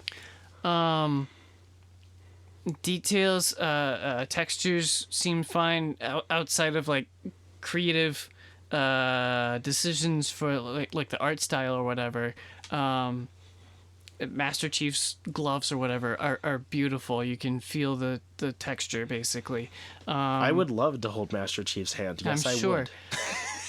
I had an issue with my computer personally because it is a gaming laptop and it loves the heat. So it is December in beautiful New England, and I had to play with the window open so that my computer stayed cool. Besides that, It's good you have a space heater, dude. yeah, seriously, my fingertips got hot a couple of times. It's like, all right, my hand hurts. I need to stop playing for a minute. It's That hot. sucks. But that's just a personal thing. Did you have any crashes at all? When I overheated that one time, and that's when I decided to play next to an open window as Gotcha. it was snowing outside. Nice. Gotta melt the snow outside. Seriously. But no, outside of my CPU running too hot, I didn't graphical issues until I started flying around and seeing a large portion of the open world. I could basically echo everything you just said. I had, and I wouldn't say I had. I don't know if it's just because I noticed less of the pop-in. I might have had less of it, but I don't know that, obviously. I'm going to bring it up here and show you how awfully jank it is. I had no major heat problems with my Xbox. That's also just because the entire top of the Series X is a vent, which is dope. Yep. Like, the top was warm, but that's normal. I could, on rare occasions, hear the disk drive, but that's pretty normal as well. Right. We're not talking, like, base PS4 sounds like... Jet engine, yeah. baby. Yeah, no, none of that. I had one crash, which I think was not based on any heat problems. I never figured out why it happened, but I think I might have had an app open in the background on my Xbox, so it might have just been loading too much into the CPU, and after playing for like 30 minutes, it just kind of exploded. No real other tech problems. There was the one thing which you mentioned was during cutscenes, and it is very infrequent. I had it mostly in the beginning when the cutscenes are more the first couple where they're really expansive, like size-wise, because they are also rendered in engine, so it's a lot, a pre-rendered whatever, like the it won't matter what's on screen because it's all pre-done. It was rendered in engine. It felt like the frame rate was hitching almost. I'm using terms I barely know, just to be entirely honest, but it felt more like everything was running totally fine, and then there was a miscommunication between the Xbox and my monitor, or the game running and the Xbox to put it into the monitor or something, whereas the frame rate felt like it would drop, so it would get not stuttery, like not like start-stop, but like shuddery. Like, So you're talking anti-aliasing, basically. It had that a little bit. It was pretty sparse, and I blinked hard, and then it stopped. So I was like, that was really small, but that was the only thing. Other than that, these, especially for being in engine, this is almost as good as Halo 2 Anniversary and Halo Wars 2 cutscenes. They're freaking gorgeous, and that's also all the art style stuff and whatever. But they're so buttery smooth. Everything is so good. The animation rigs are amazing. The weightiness, the sound design, tech problems, I had nothing. I was playing with headphones, obviously, because I'm a gamer. I had, like, no tech problems, and I'm really impressed with that, to be honest, especially for an open world game in a franchise that has never done an open world properly, on a new engine, on console, on a game that was primarily done at home through COVID. That's pretty impressive, I think. I think that last delay, that big year one where we all went, oh no, they need that though. After Craig and the really bad texture problem in the initial gameplay. Also, there's a rock formation that looks like Craig. Yeah, that was so funny. I love how they did the self-referencing in this game is on point. That's a very Halo-y thing. They're really good at redo. There is no Chips Dubbo in this game though. One gripe. Only buy it for $5. Chips Dubbo is not an infinite. He is referenced, though. Anyways, so tech stuff was great. Runs really well. I had no problems on controller. I was using basically just default settings. I cranked the sensitivity up, but I turned up the graphics as much as I could, and then just made sure it was on 4K 60, which was delicious. So, All right, really we impressed. are at an hour 15 with hardly anything to cut. Should we call an audible and cut the news for a whole month and just keep it a legit 100% speed run Halo Boogaloo, or nah? Nope. I do need to pee, though. Yeah, same. A few moments later. News time. I didn't hit my nuts that time. I was waiting for I it. was I can close. see that you held them out of the way. I'm sorry. It's a little warm in here. I'm wearing pants when I'd normally be wearing just my underwear, so... From MSN.com. MSN is your mama's news source? No, wait. The letters are out of order, but it's true.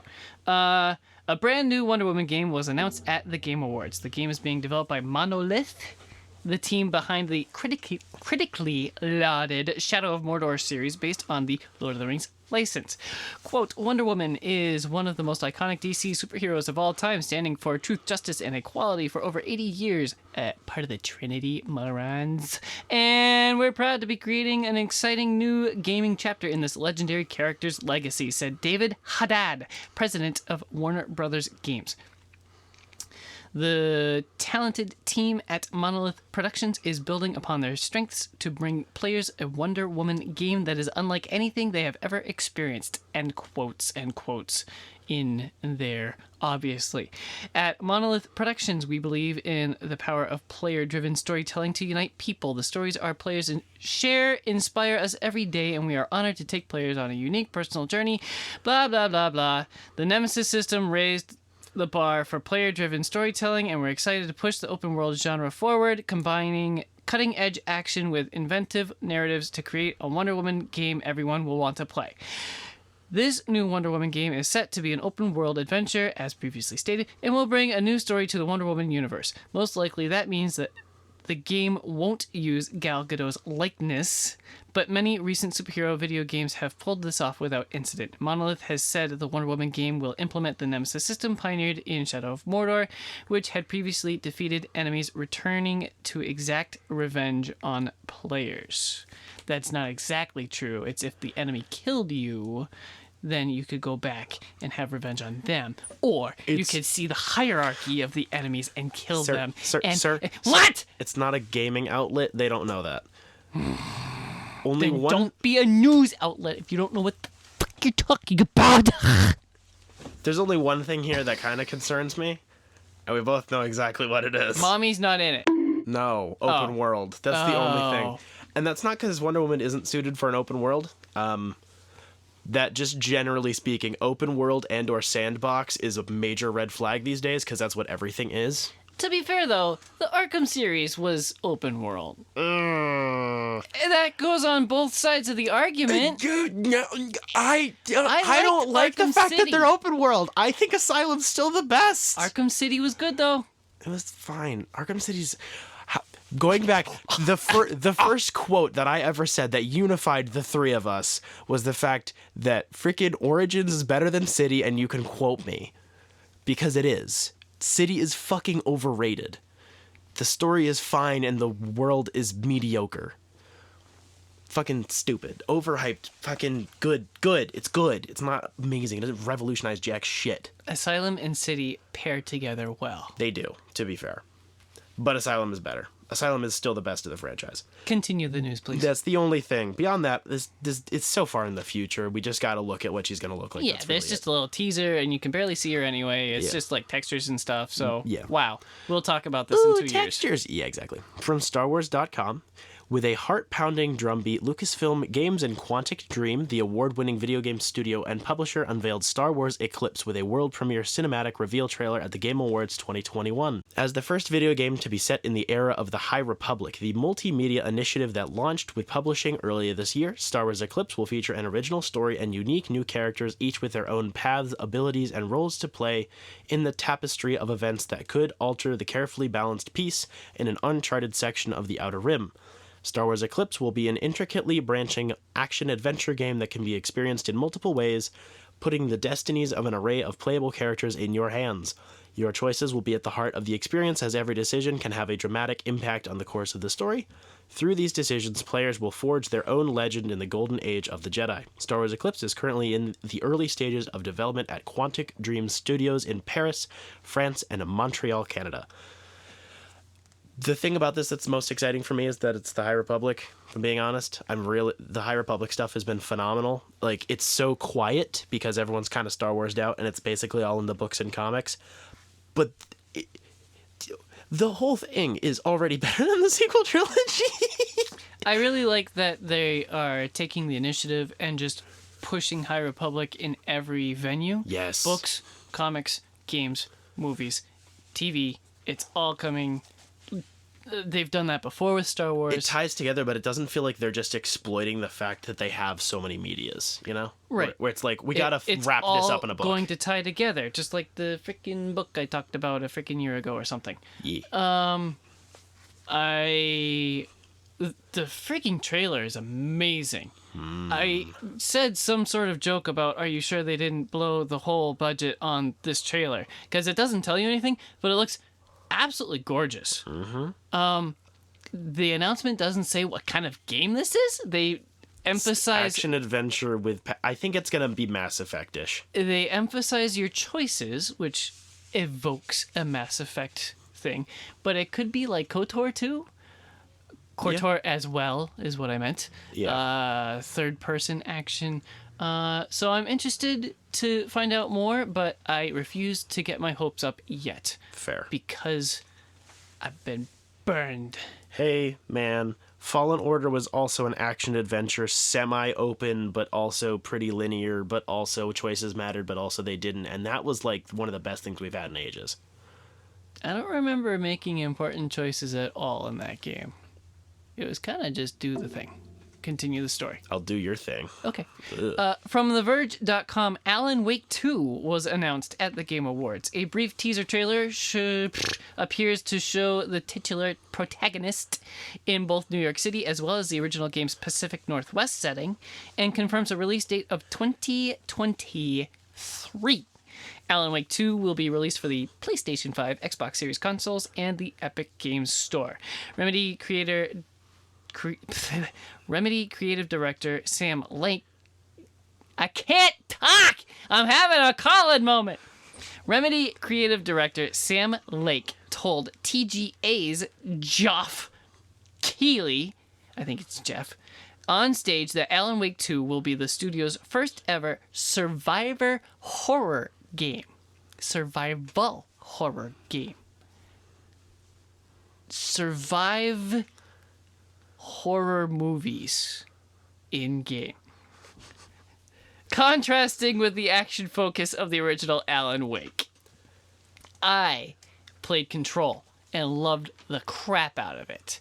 I have not played Alan Wake, even You'll though like it. the remastered edition released like a week after I finished Control, and I was like, but I haven't gotten it yet. Trying to beat down the backlog. That's why we're doing this show. I am excited for it, though, because I loved Control so much, so I will have to make sure to play Alan Wake 1 remastered before 2023. Yeah, pretty much. Do it. It's really good. This will be cool. The trailer, again, looked amazing. I don't think it was in-game. I'm pretty sure it specified it wasn't, that it was theatrical, but there were some really cool effects of, like, reality shifting or something like that. And it looked freaking cool. Spooky. I am excited, even though I haven't touched it.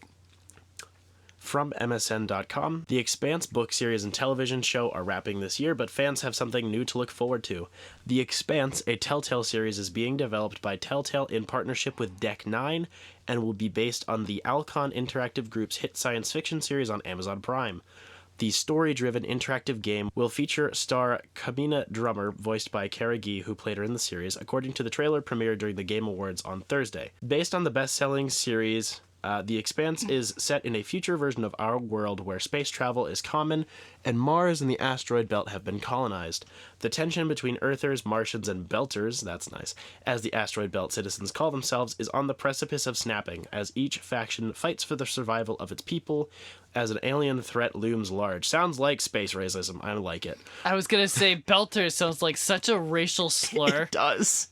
I was trying to come up with an alternative just that would actually be the slur, but I got nothing. The bow ties, maybe? I have no idea. The Expanse, a Telltale series, is set before the start of the TV series. Taking the reins as Kamina Drummer, players will lead a scavenging crew on the spaceship Artemis as they rove through the corners of the belt. Players will face mutiny and conflicting personalities aboard the Artemis in this narrative-driven interactive game. The game is going to put you in Drummer's mag boots and force you to make all of the ridiculously difficult decisions that, as you know, Drummer grapples with, Guy said in this announcement. Drummer has always been a fan favorite. She has seen it all. A belter born on Ceres, she was the right-hand woman to Fred Johnson, Earth-born leader of Clearly a belter. He can't read.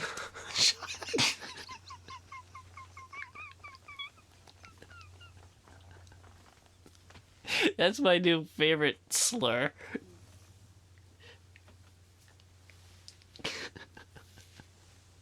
I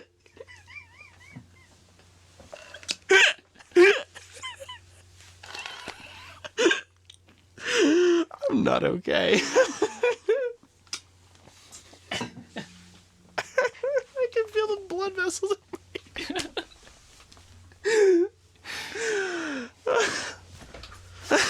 Ooh. I can feel the blood vessels popping in my head. expect more of those. Oh. Oh boy.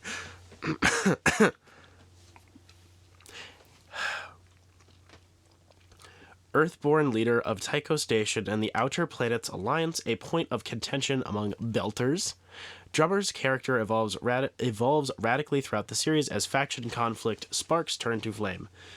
In Season 3, Drummer manages to acquire a warship for the OPA while recovering from a broken back. I will break you. By Season 5, she's become the captain of a polyamorous crew running a pirate vessel scavenging across the solar system. Ha! Space gay. No release date or platforms beyond PC for the Expanse, a Telltale series, have been announced. Telltale's back. That's all I really care about. Exactly.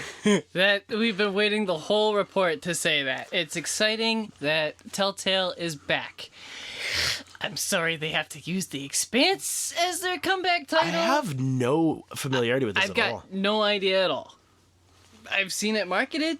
Seems like something that's up our alleys. Seems popular, so but- that's cool. But yeah. Say it. Say it. Paramount Plus released the first trailer for Cortana, the series, streaming exclusively on Paramount Plus in 2022. Big nut. Much happy. Alternate timeline was the smart way to go. It's actually not Cortana, the series, it's just Halo. I did not mean that like it sounded, but it works. Wow. It's just Halo. I'm gonna fucking cry. Gonna cry? This just looks really good. It does. I don't have a lot of detail work. It's just like, this just looks really well done. It looks like there are people who care about it. Close to the source material. A lot of sand and space monoliths, and the armor looks good.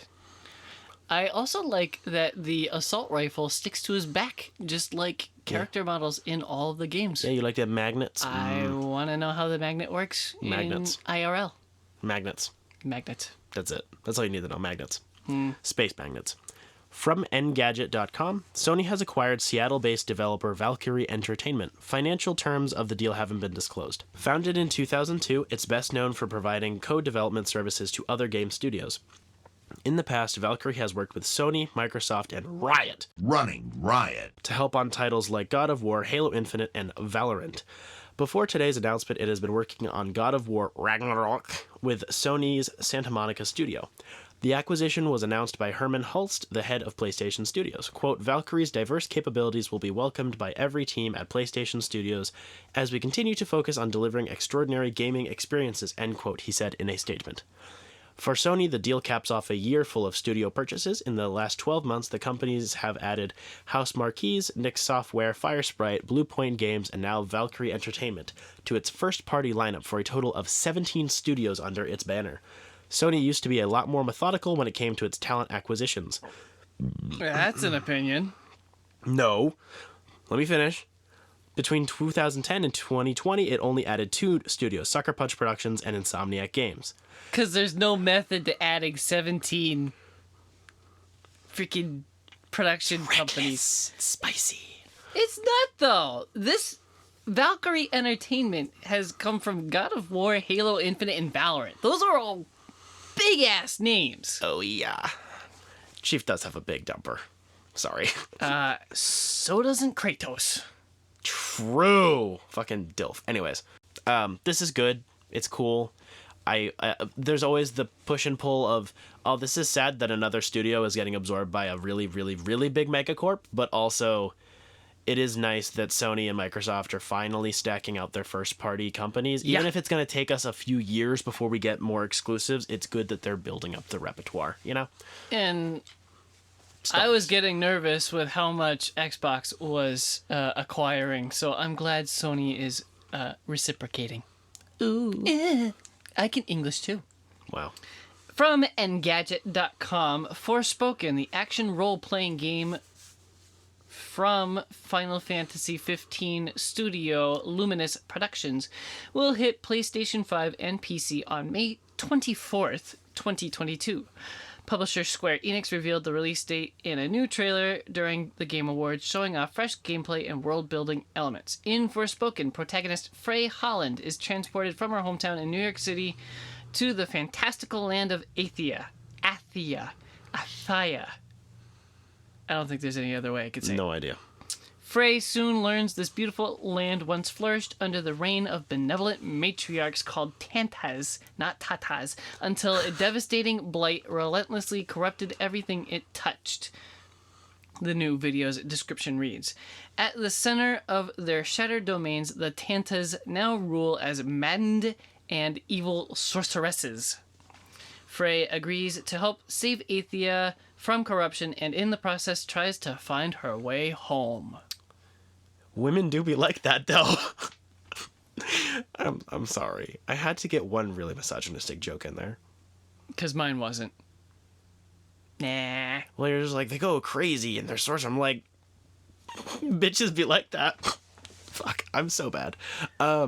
This almost sounds like a general description of Horizon. A little. A little. Lot of femoids. A lot of femoids. Which is fine, but I mean, that's not the only connecting thought. That's all I got. Okay. All I got are titties. From Engadget.com, after a dearth of games, Star Trek fans will have something to look forward to in 2022. Sometime in the spring, Viacom CBS will release Star Trek Resurgence, a new third-person adventure game made from Dramatic Labs, a studio made up of former Telltale Games developers, including individuals who worked on The Wolf Among Us and The Walking Dead. Set after the events of TNG, Resurgence will feature two playable lead characters, First Officer Jara Rydek and crew person Carter Diaz. In a setup that sounds like a classic Star Trek in the best way possible, it's up to them to unravel a mystery involving two alien races that are ready to go to war with each other. More space racism. Love it. Dramatic Labs said Resurgence is also featuring appearances from, quote, returning characters. It is also noted it's building the game in the Unreal Engine, which hopefully means the game won't have the jank Telltale Games were known for in the studio's later years. True. Shut up, Belter. That's true. It's true, though. That would also mean it would be an Unreal Engine 5, which is gorgeous. Mm-hmm. We'll have to see how Resurgence turns out, but based on the talent involved, Star Trek fans can at least be cautiously optimistic. That's not something that's been true in recent years. Outside of Bridge Crew, there haven't been many great Star Trek games since the early 2000s when titles like Bridge Commander and Elite Force did the universe justice. Star Trek Resurgence will arrive in spring 2022 on PS4, PS5, Xbox One, Xbox Series X, Xbox Series S, and Windows. On PC, it will be exclusive to the Epic Games Store. I might actually play this. I'll see how it turns out, but yeah, the premise is quite good. It's the last Star Trek game I was aware of was a shooter, a third-person shooter, and it didn't look good at all. I'm pretty sure it wasn't good at all. But to tone it back from the action and to make it political and mostly choice-based sounds like a common sense idea to For me. Star Trek? Yeah. Literally. Let's just do what Star Trek does, but like actually do. Yeah, that'd be smart. Yeah. From Netflix via YouTube. Every story has a beginning. Witness the untold history of the continent. What? The continent. Oh, the continent. With The Witcher, Blood Origin. A new prequel series set in an elven world 1200 years before the events of The Witcher. Blood Origin will tell a story lost to time, exploring the creation of the first prototype Witcher and the events that lead to the pivotal, quote, conjunction of the quote, conjunction of the spheres, end quote. When the worlds of monsters, men, and elves merged to become one. The Witcher Blood Origin will release in 2022 only on Netflix, end quote. It looks really good. It looks like more Witcher, and that's fine by me. True. They're making some very large lore changes. Now that I haven't... have you seen all of Season 2 yet? I haven't seen any of Season 2 yet. Oh, okay. Well, we'll talk about that. I'll be talking about that on Dime Comic Bros tomorrow. But... Ooh, nice little plug there for our other show. Do you mean the show that everyone who comes to this show will definitely be from that other show? Yes. They're making a lot of... That's if anybody listens to this show, to be honest. True. Okay. They're making a lot of very large lore changes, and I'm honestly kind of down for it. My general vibe is they're actually kind of focusing the universe in a direction, which was something I wasn't sure after season 1 what they're kind of doing, because we knew that they were going to make an anime and they wanted to make spin-off series, but we didn't know what the hell they were doing. Now having... I will not elaborate further, but now having seen... Nightmare of the Wolf, which is the anime prequel, season 2, and then hearing about this, I get where they're focusing on now, and I think it's really cool. Excellent. Also, Michelle Yeoh's always a big win, so mega cool. I'm gonna take a guess at the trivia. Oh, please do. I will not tell you whether or not you're correct, though. I want to say it was something crazy. It wasn't like a MOBA, but it was definitely... I want to say, like, StarCraft, basically. Whatever that freaking game mode is called. I can't even remember it. But it's like a base assault defense, top-down game. So, moving back to Halo Infinite, let's talk about Halo Infinite multiplayer and its first season, The Heroes of Reach. So, it came out early. Yes. For the 20th anniversary. That was cool. Yep. Big surprise drop. They technically called it a beta to cover their asses for any large technical problems, which it didn't have, which was funny. It was just the bigger problems, which we all knew were going to be there, and then they're worse than we thought they were. Yes. Still, probably calling it a beta was a good idea, just in case it, like, exploded, you know? Like, literally it made your Xbox, like, overheat, you know, like a big tech problem, but it didn't seem to have, like, any tech problems during the quote-unquote beta. Correct. Did you play any of the flights for this? No. Okay, so I was always busy and couldn't get my hands on them. Okay. I did play the flights because I'm special. I just need to preface that, so I had played it before while I was in development. But, okay. Can we go with the part we don't want to do and get it over with so then we can focus on the good part? Shall we talk about the progression and monetization before we get into the actual good stuff so we can keep the cringe bad conversation as short as possible? You're just mad the cat ears are $10. A little bit! Because if they were $1, I would have bought them for the joke, but I'm not paying $10 for a meme. But continue with your main okay. So, universally, pretty much everyone agrees the progression and monetization system blows. We knew it was going to be a battle pass system. This was announced before the game came out. The general idea, maybe it was just me, but the idea that seemed to be present in the community was it was going to be very similar to what MCC was doing, because MCC originally didn't have any real progression, frankly, when it originally came out, until they started overhauling it. Then they implemented a battle pass. They were adding new content, scrapped content, and so on. So it seemed kind of like it was playtesting for something they could do in Infinite. And then they did something entirely different, and it sucked. So it's a battle pass system, which runs for X amount of time.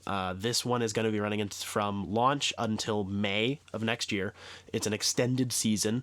Normally, I believe they said they're normally going to run for 3 months. This one's like 6, but whatever. And it is a 100 rank battle pass. So you have to get a certain amount of XP, and then you level up, and then at each rank you get stuff. Sort of. Basically. It is a challenge-based system rather than a performance-based one, which personally I believe is the largest root of everyone's problem. Yep. And they sort of fixed it. Sort of. They improved it for sure, but they have stated they are planning on not necessarily turning it into basically what everyone wants it to go back to, but they are going to do a very large change. basically at launch, as we are currently covering this up until the end of 2021, so that includes the Fractures Tenrai event, the December 14th playlist update, and the Winter Contingency event. Just for context, at launch, you could exclusively earn experience by completing challenges, which is bad, because then you have to, based on the challenges presented to you, which are a couple of them at a time. If you own the battle pass, you 3. have 5, I believe, when you have the battle pass. It's 3 as a free Yeah. player. Which I'm okay with that. It's not great, but that's fine, whatever. I don't like the objective, the challenges as they were. Yes, they are still a bit jank, but they did improve them with the playlist update in particular. They It are strongly encouraged people to not play objectives, basically. PTFO Yeah, it was... and just get kills with grenades or whatever. It was, get 2 kills with sticky grenades or get 5 commando kills, and sometimes having some of those I think is fine. Like Right. grenade Sometimes. kills I think is nice. Yes. But when it encourages you to basically funnel the players directly to weapons, and then everyone's fighting over the same weapons, that's Especially bad. when they're locked behind timers or Yeah, they're special weapons. bad idea. Those are still there, but they are lessened, and they are more so for basic weapons. Right. So now it's get pistol kills, get commando kills, get AR kills. There are other ones for like the Mauler and whatever, but there are a lot less of them from what I've noticed, that are more power weapons or whatever. So it's not shoving you in one direction as badly. And there's a lot more just to complete, 5 social Slayer matches or win 2 SWAT matches, whatever. So those are massive plus in my book. And then play a certain number of games or win a certain number of games encourages you to play the objective. Yes. And that is good. Very good. Then the other major update that they had to the system was initially there was no XP given for just completing any matches at all. Now you get, it's a tiered system if I remember correctly. Your first match a day is 300 XP, and then it drops off to from there. 250. Yeah, and then it just goes down. And then everything after a certain point is just 50 XP. No matter what other challenges you complete, there is always something. And that doesn't make sense to me. I would think you would want more XP the longer you play, and it plateaus at a certain number. I don't think so, actually, because or you aren't encouraged to continue playing. You get but it encourages less you to get XP. on, and that's kind of the important part for server population, which does frankly seem to be something they're really concerned about in terms of playlist type stuff, is server population, and then showing people that there's stuff to buy. Frankly, getting people just to load it up for at least 1 match a day is more exposure than, hey, if you've played for 2 hours, you're getting fuck tons of XP. Even if I wanted to, there are just times I can't be on for that long. I can't make it happen. But if I can go on for 1 or 2 matches, that's 15 to 30 minutes usually. Rocket League encourages you to play game modes consecutively. You get XP, extra XP, extra points for playing consecutive games. I don't know. You can make arguments for really either way.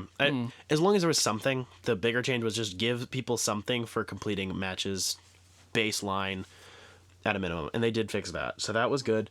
The larger problem I have is, so there is a free battle pass, which is free for everyone as long as you have downloaded the multiplayer at ranks. Most of them, you will get something. Which is usually just a challenge swap. Yes. You don't get like any armor or anything. The entire I just finished the battle pass yesterday, I think. Again, time is relative. Just finally got up to rank 100. Including on the premium battle pass, there's a lot of filler. Not because the nameplates or the emblems or the coatings are bad. Even the ones of those that I think are kind of bad, I still wouldn't call those filler. Those are fine. I don't like that system, but I'm going to work with what they're going to give me, There's only so many things I can complain about. But when you get challenge swaps and double XP boosts for like earning a rank, I think that's just crap. And that's a 25% of the premium one and probably 50% of the free battle pass. I haven't gotten an XP boost yet. I've only gotten challenge slots. It's dumb. It's really dumb. As a free player. Not good. No. And then it is $10 for each season's battle pass. That is an announced and locked price, thank God. I think for now having completed all of it, just if we're going to take out how it's structured, just the content that's available for the $10, I do think it was solid, but the structure is atrocious. When it's, again, a battle pass, so you are just getting forced to get whatever. They are telling you you're getting at this rank. None of it is chosen. It's not even randomized. It's just what one random developer decided to put them in order of and call this one more rare than this one because of how far along it is or whatever. Mm-hmm. That's always a problem I have with battle passes in general. I'll accept it. You can't take that away from a battle pass, otherwise it's not really a battle pass anymore. Some of the stuff that is in there, when you take away how hard it is to earn stuff and all that crap, it is really good, though. Purely terms of aesthetics, the armor pieces, whether in the it's the Mark 7, right? Fuck, this is something I should know. Whether it's in the base, fucking armor core for Halo Infinite's armor, the Reach pass has the I believe that's the Mark. Yeah, it's the Mark 5. The Reach armor core, or the Yoroi event core, which you did have to buy, which was a whole ordeal. We'll get into in a second. The pieces are really good. The armor is very well crafted. The lore, I know, but the individual lore attached to each armor piece, I think, is really cool. It's well written. If you don't like it, big deal, whatever. But for the weirdos like me, knowing what fictional company made this armor and for what purpose is kind of cool. It all looks good. The coatings are lame because taking away color customization from the player is a horrible idea that was definitely made purely for fucking monetization. Will never be changed, so complaining about that won't really point anything. They look really nice. I'll give them that. Whether it be the purchasable skins or the ones you get through the battle pass, they all look really good. Even the goofy ones they fit the aesthetic. It feels like if you were on like a training ground with a bunch of other recruits, some idiot's gonna paint his armor a funny color, you know? Mm-hmm. I think they all fit. The texturing is delicious. The dirtiness, the grunginess, the scratches, whatever, that stuff's all wonderful. But the fact that so much of what was stated by the marketing team, admittedly not the dev team, to be under the battle pass, meaning the Reach armor stuff, is in the paid store is a massive fucking problem. We have, say, I don't know the actual number, but say we have 30 total armor sets from Reach that got ported over. Probably a third of those aren't in the battle pass, and then they rotate through the store. Like, that's dumb. We were told those would be earnable if we purchased the pass. That's just straight up crap. And that's not a dev team problem. That's a marketing team being dishonest about what. That's really a them problem. So that's a communication error. As a free user, it feels like I've gotten a couple of pieces, but honestly, it's like every level, if not every other level, is just a challenge swap. So it's like they're encouraging me to not play the game. Yeah. As a free player. Like, it's not rewarding at all. I think... At all. The only thing that is rewarding is the winter contingency event, which is just play one match and you get a free thing. Which is sweet. Which is nice. But that's it.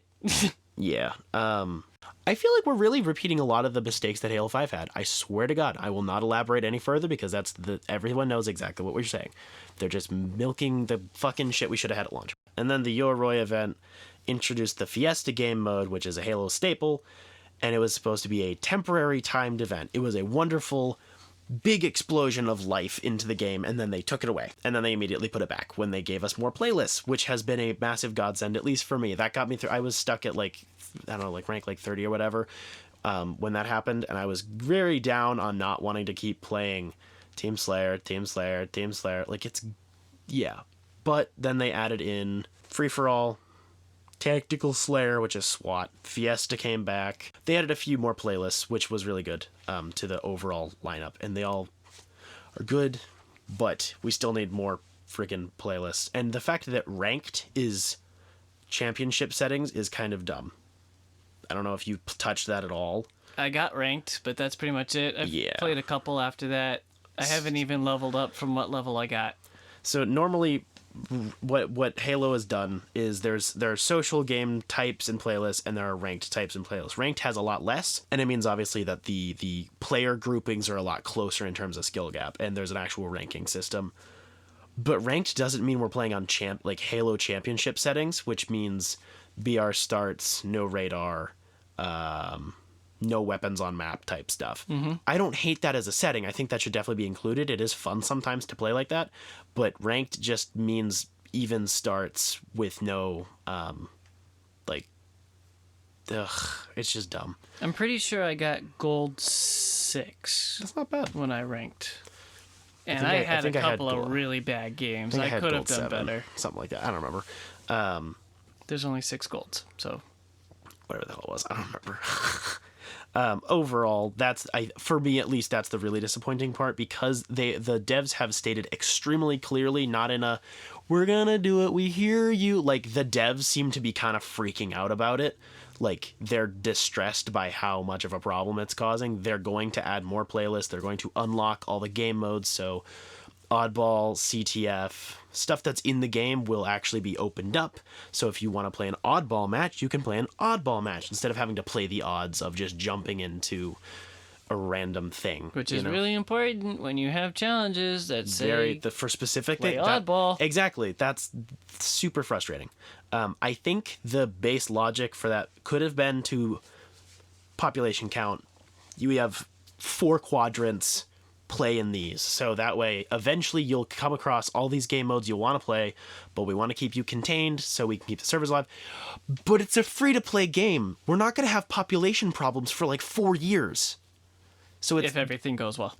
Even if it doesn't go that well, even for now, that's how it's currently declining, it's still going to have a stupidly high player count for a while.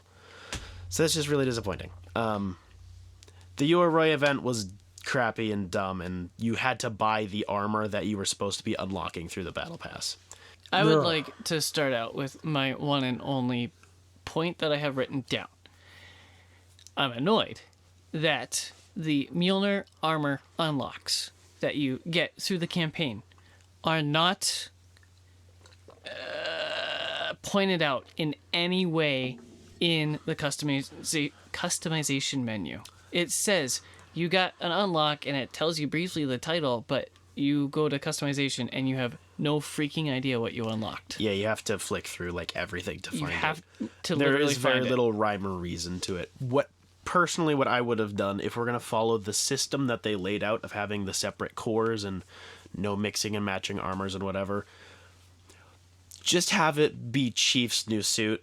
It sounds dumb, and then everyone will be running around in the same thing, but like have this armor core, you can find different pieces and these different color combinations and whatever in these locations in the campaign, and then when you go into the menu and you go into the customizing your armor hall, you can just choose this, and then you can use the parts that are available. But that would require them to unlock armor core customizability, which for some reason the AI opponents can do. They can switch around armor pieces from Reach and Infinite, which are all compatible in the code. There's no problem there, but the player cannot, which is clearly, very clearly, forcing you to purchase coatings twice, because the coatings only apply to certain armor cores and certain vehicles and weapons. They are not. You purchased blood orange. Now it applies to everything. That would be fine. I'll buy a color for $1. Fuck it. But when it only applies to certain things and there's no seemingly rhyme or reason to that, that's very dumb. Long story short, they said, we're taking the holidays off. Here's the last bit of updates. We swear to God we're going to be doing a lot of stuff when we get back. They're writing a roadmap right now, apparently. Appreciate that they gave their people time off. Yes. That's cool. I cannot bitch about that at all. No. Well done. They're like, okay, here's the last update you're getting right before this. Winter contingency will be a thing. put in your support tickets. No one's working until like July 4th. It's freaking awesome. Not July, January 4th or whatever. That's good. And they said it felt like at the end of it's like, okay, we're going to write the roadmap as soon as we get back. We hear the complaints you've had on the stuff we have to speed up that we were already doing, the stuff we have to change before we do anything else, and the stuff that we need to push to the back burner. So I'm thinking definitely by the time the season 2 rolls around, we're going to have like a whole ass roadmap of what they're doing. I would hope, God forbid, it would be way before then, because that would be May. I'm hoping we're going to get one by March. I think would be reasonable to ask a solid roadmap, because we have had multiple things that they have stated are going to come attached to certain seasons, because campaign co-op, mission selectability, and Forge are not at launch. Forge is coming with season 3, which would put it at end of 2022, fall, whatever month it is. And then mission replayability apparently is work in progress. They don't have a full firm date on that, but the assumption from certain people within the company is that it's going to come out with season 2, which is when they'll be dropping campaign co-op, because that had to get pushed, frankly, understandably so, because of how the game works, to have multiple people running around doing all that stuff. That makes sense. It's lame and dumb that they had to cut major content before launch, but they have stated that they have a functioning build of campaign co-op. It's just not totally up to snuff yet. Right. So that stuff we have a roadmap on. Give us a roadmap of the rest of the events you have planned and your major like progression changes for like March. I think would be a good reasonable thing. Can we move on to all the positive stuff now, please? Please, can we move on to gameplay? The game gunplay is very fun. They fixed the assault rifle. The battle rifle feels so good. The pistol is a nice little cleanup weapon. Those are my positives. I mean, I do definitely agree with those and echo those sentiments a lot. I prefer AR starts for Halo.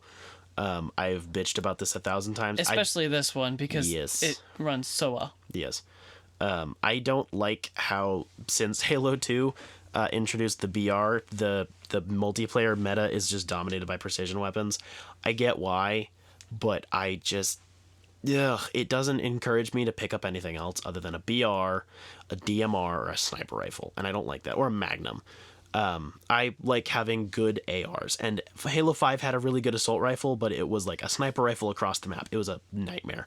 And then every other game has had a lackluster AR. This ARs are a functional start. I'll just keep my base weapons if I want to. It's a similar feeling to in campaign, where I'm like, there are some weapons that are not very practical right now. I have picked up a plasma pistol in multiplayer like 4 times. It's not great. There's no EMP, but it's not the worst piece of garbage or whatever. But if I want to keep my base weapons, I can just get kills with my base weapons if I want to. The sidekick at first took a while to get used to as a secondary, because it's not the Magnum at all. But it's really good. It has a lot less range, but it feels like what Halo 2's pistol wanted to be, but it couldn't be because of everything that went wrong with Halo 2. Whereas it took like 22 shots to take something down. It was like 5 magazines. It was insane.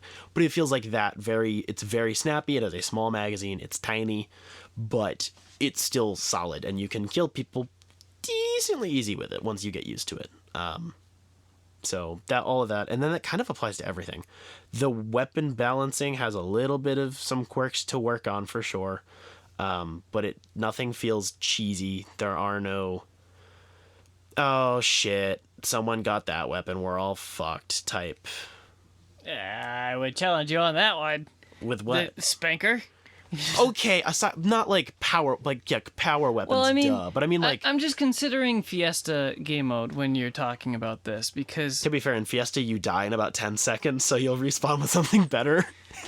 But it's just so frustrating, the rolls sometimes. It's like you either get a sniper and a rocket launcher together, or you get a plasma pistol and a pulse carbine. It's like, I can't I think that's literally anything. I think that's literally just Fiesta. You're not playing ranked. Like you can't close that gap. You're using base weapons and power weapons. There's supposed to be a big disparity there. It just feels like it should be. You should roll a power weapon and a regular weapon. That would be that I could work with that. even with the current balance, it should be like you get a shit weapon and a good weapon, or a tough, a difficult weapon to master and an easy one. There's definitely a way to improve that. I have had no technical problems with multiplayer, if I'm being honest. There is the one seemingly persistent problem of friendly clip-in is a problem. Like 50-50 shot if you even have contact with your own team. Like there's no hitboxes. I've had an issue lately, like the last 2 weeks, where trying to pull up the game takes a long time, much longer than it did at the beginning of launch. I want to say it's not my end because I didn't have this issue, but it just takes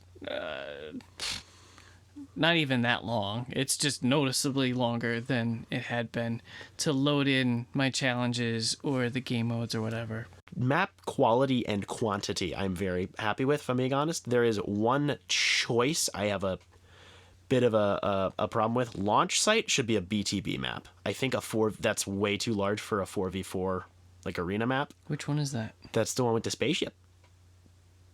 That's a launch site. It's the one that has the jungle one, the green one. No, it's a 4v4 map. It's the one. It's an asymmetrical map. So you have here you have one side it has the fucking human cannon, the man cannons. There we go.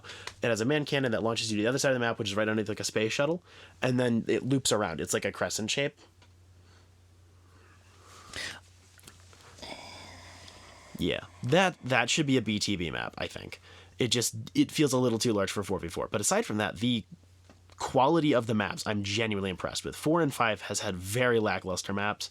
4s were boring, and 5s were mostly player-made, and they were symmetrical on both sides. Which I really like launch site on Team Slayer. Really? That's a lot of fun. I like the map. It feels a little too long between kills.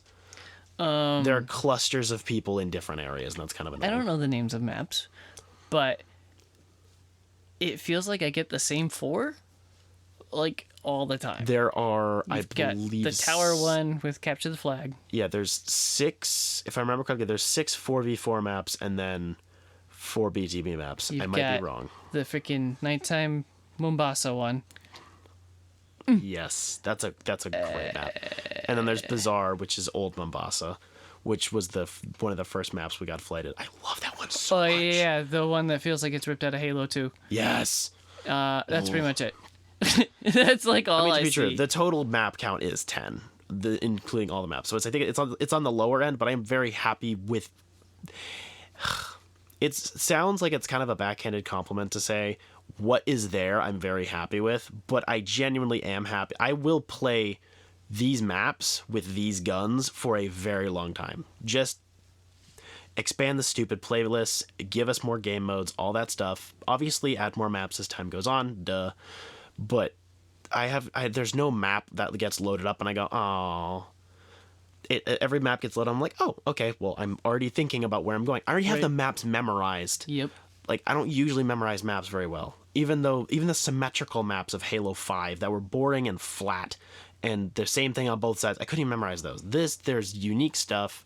There are little quirks. There's nothing too crazy. There's no, like, really weird, gimmicky crap. They all function. They're a good size. Oh, and they have really good weapon got spawns. The capture the flag map that's like inside of a mall.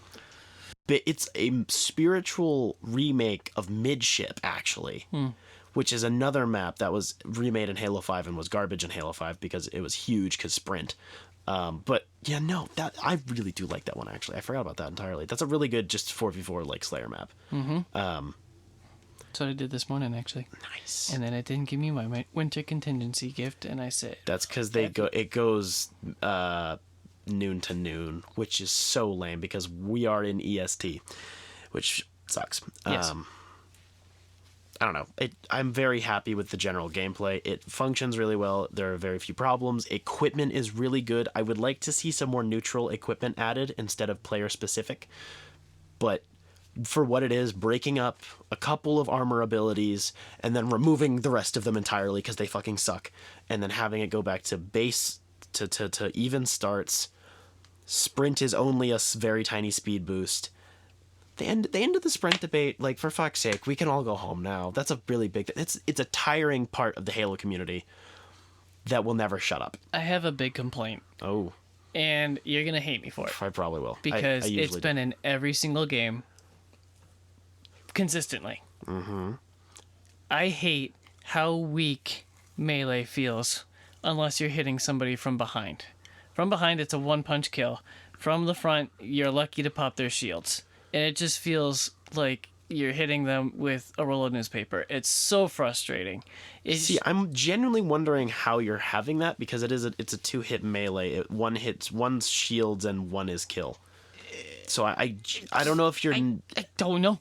I don't know. It could be hitbox problems, maybe. I don't know. I haven't had that problem. Melee I don't know. has freaking broken me trying to play multiplayer. Because I like to hit people.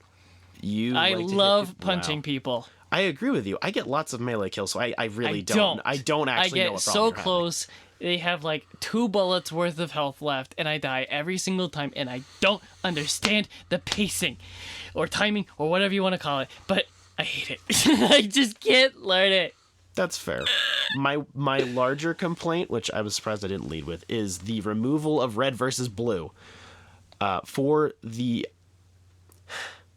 is for the sake of monetization, and we all know it, because it shows off what the players look like, what skins they're wearing, and what their armor looks like without covering it in a coat of paint.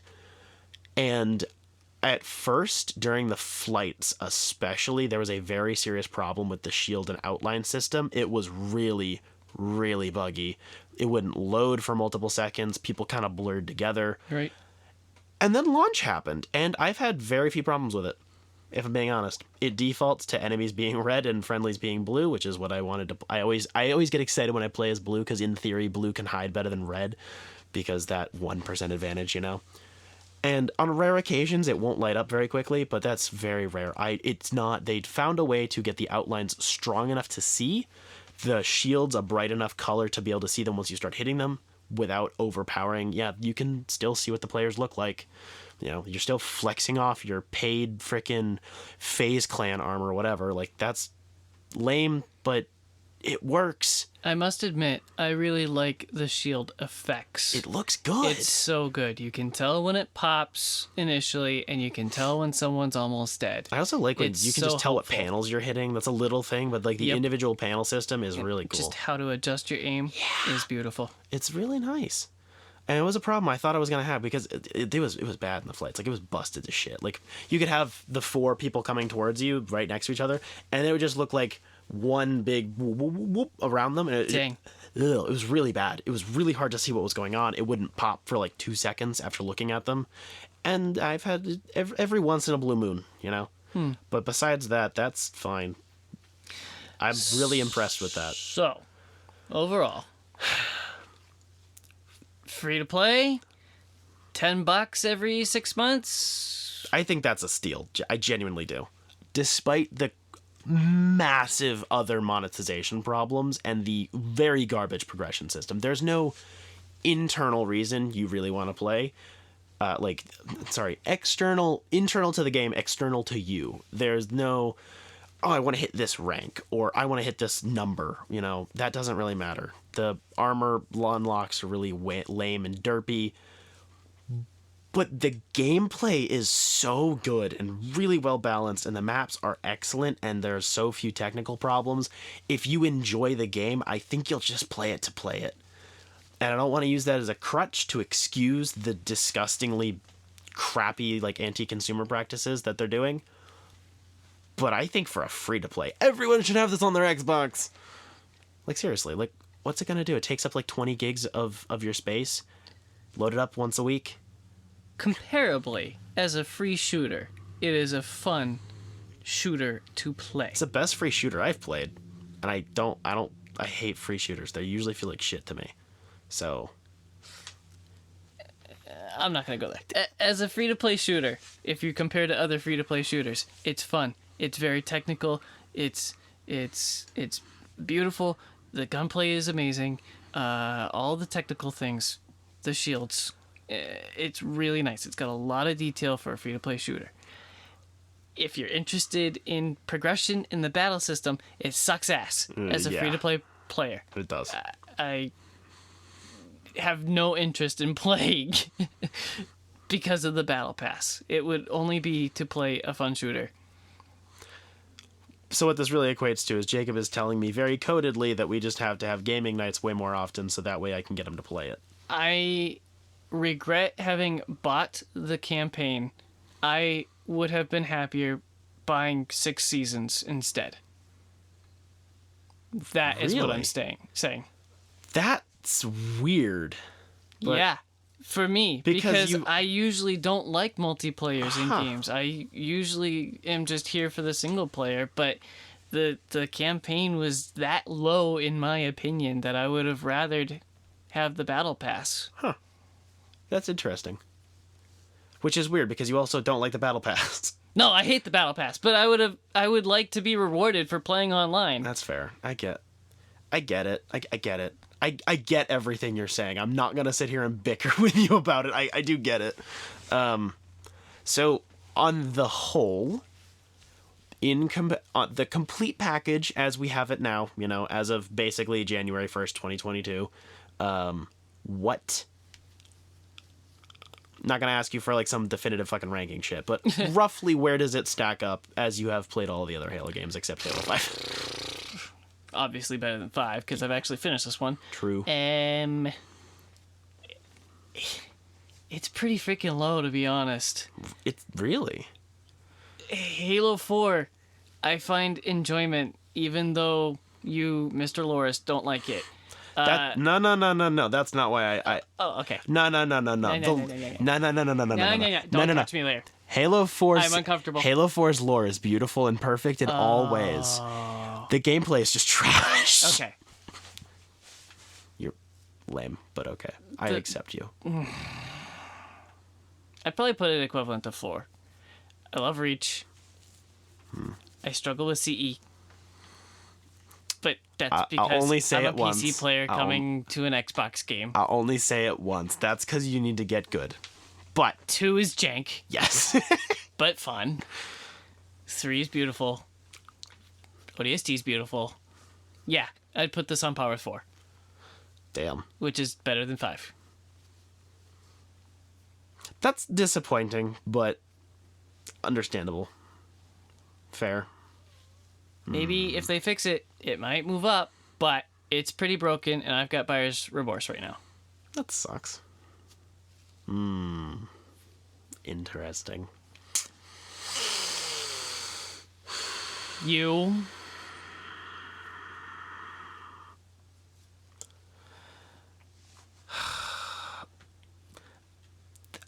It's the... Fuck. See, it's the hard part. It's the same problem I've had with all 3 of 343's games, actually, is... So, to be really, really, really simple about it and not actually get into any sort of nuance, 4's campaign is great, the multiplayer is trash. 5's campaign is trash, but the multiplayer is great. Infinite is really good at both, but there are so many behind, like, the monetization crap that is really disincentivizing me to want to play. I will do it because it's Halo and I am a slave, okay? Like, it's like my franchise, and it's not because I'm not loading them up with money. Like, I'm not buying microtransactions. I'm not encouraging that shit, but I still want to play it. I still do really like playing it. But I think it's the best out of their 3 for sure. And I am a fucking idiot, and I don't like 2 very much, to be honest. Never really have. I appreciate the ideas there, but because of how... It's a miracle it works because of the crazy production it went through. But I really hate its multiplayer, frankly. I hate the time to kill. I hate how glitchy it is. I hate all this freaking... They say the hardcores call it a really high skill ceiling. It's called the game is broken, and then people started calling it quirky. And I hate that. I like things that are dumb and quirky and like you can use it to be better. But when everything in 2 is just dead, dead, like I can't play any of the maps without just people BRing me from across the map because it's a hit scan fucking weapon. I hate it. CE is a masterpiece. CE, okay. We're gonna go top down. I said I struggle with C, not that I hate it. No, we're gonna go top down. CE and ODST are my favorites. They both have very serious problems. CE being its repeated level design being a flaw, and then ODST just being kind of slapdash for what it is because it was originally planned as an expansion. It should have been way more in depth. 3 is, I think, the most well-rounded game. Reach. I would put Infinite and Reach on roughly the same tier. Come on. Yeah, that's roughly where I'd put it. I have some serious beef with Reach on some levels, but also there's a lot of it that's really good. The campaign is beautiful. I will say that about both of them. The multiplayer is really fun, but it has some serious technical problems on like the behind the scenes content stuff. Both of them have that problem differently. And then 4 to 5, I think. Each game has its own unique problem, I think. 2 is the fact that it's a buggy, glitchy mess. Like it's jank, it's busted, it's not smooth. CE is technical capabilities. It was limited in the amount of levels they could make, so they kind of had to reuse designs, and I think it works. It works because they're like, oh shit, we got to run out. Like it makes sense. 3 was the net code for multiplayer is really bad. The hit detection's garbage. And the characters were switched around a lot. They're not like they were in 2. I still like it, but it got a lot simpler. 4 is the gameplay and the direction change not being explained, even though I defend the direction change. 5, campaign. Just everything about 5's campaign.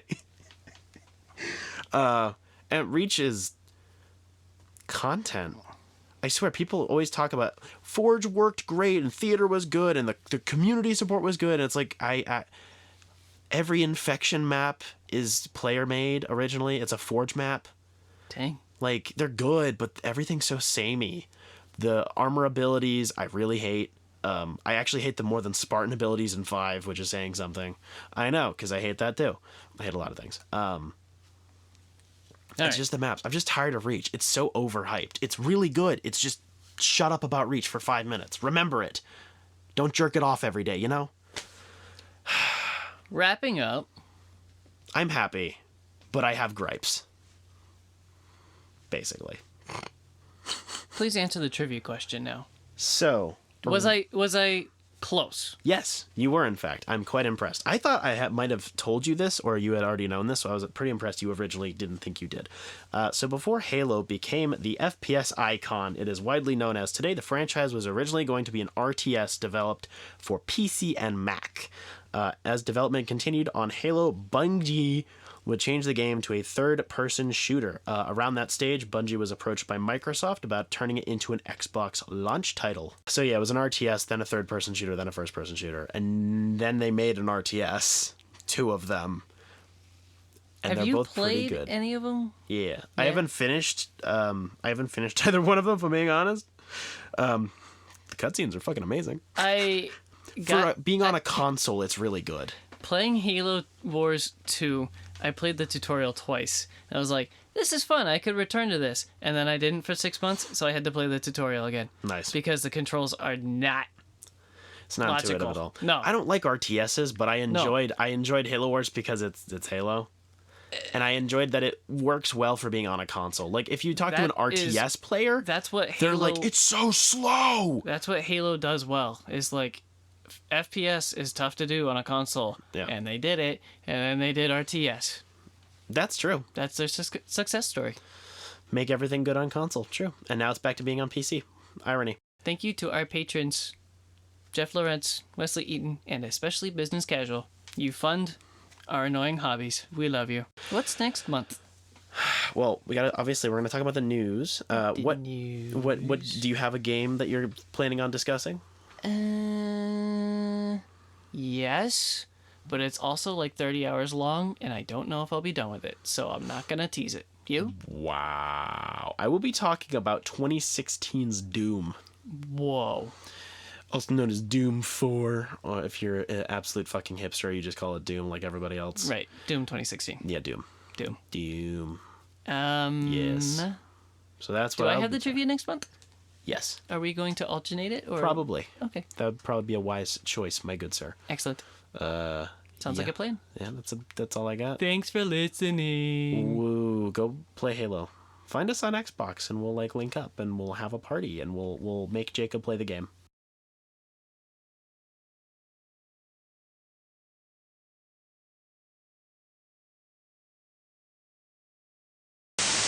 You are condemned to only including 7 Halo memes or sound bites in this episode. It is the number though, so it's fine. You're welcome. That's fair.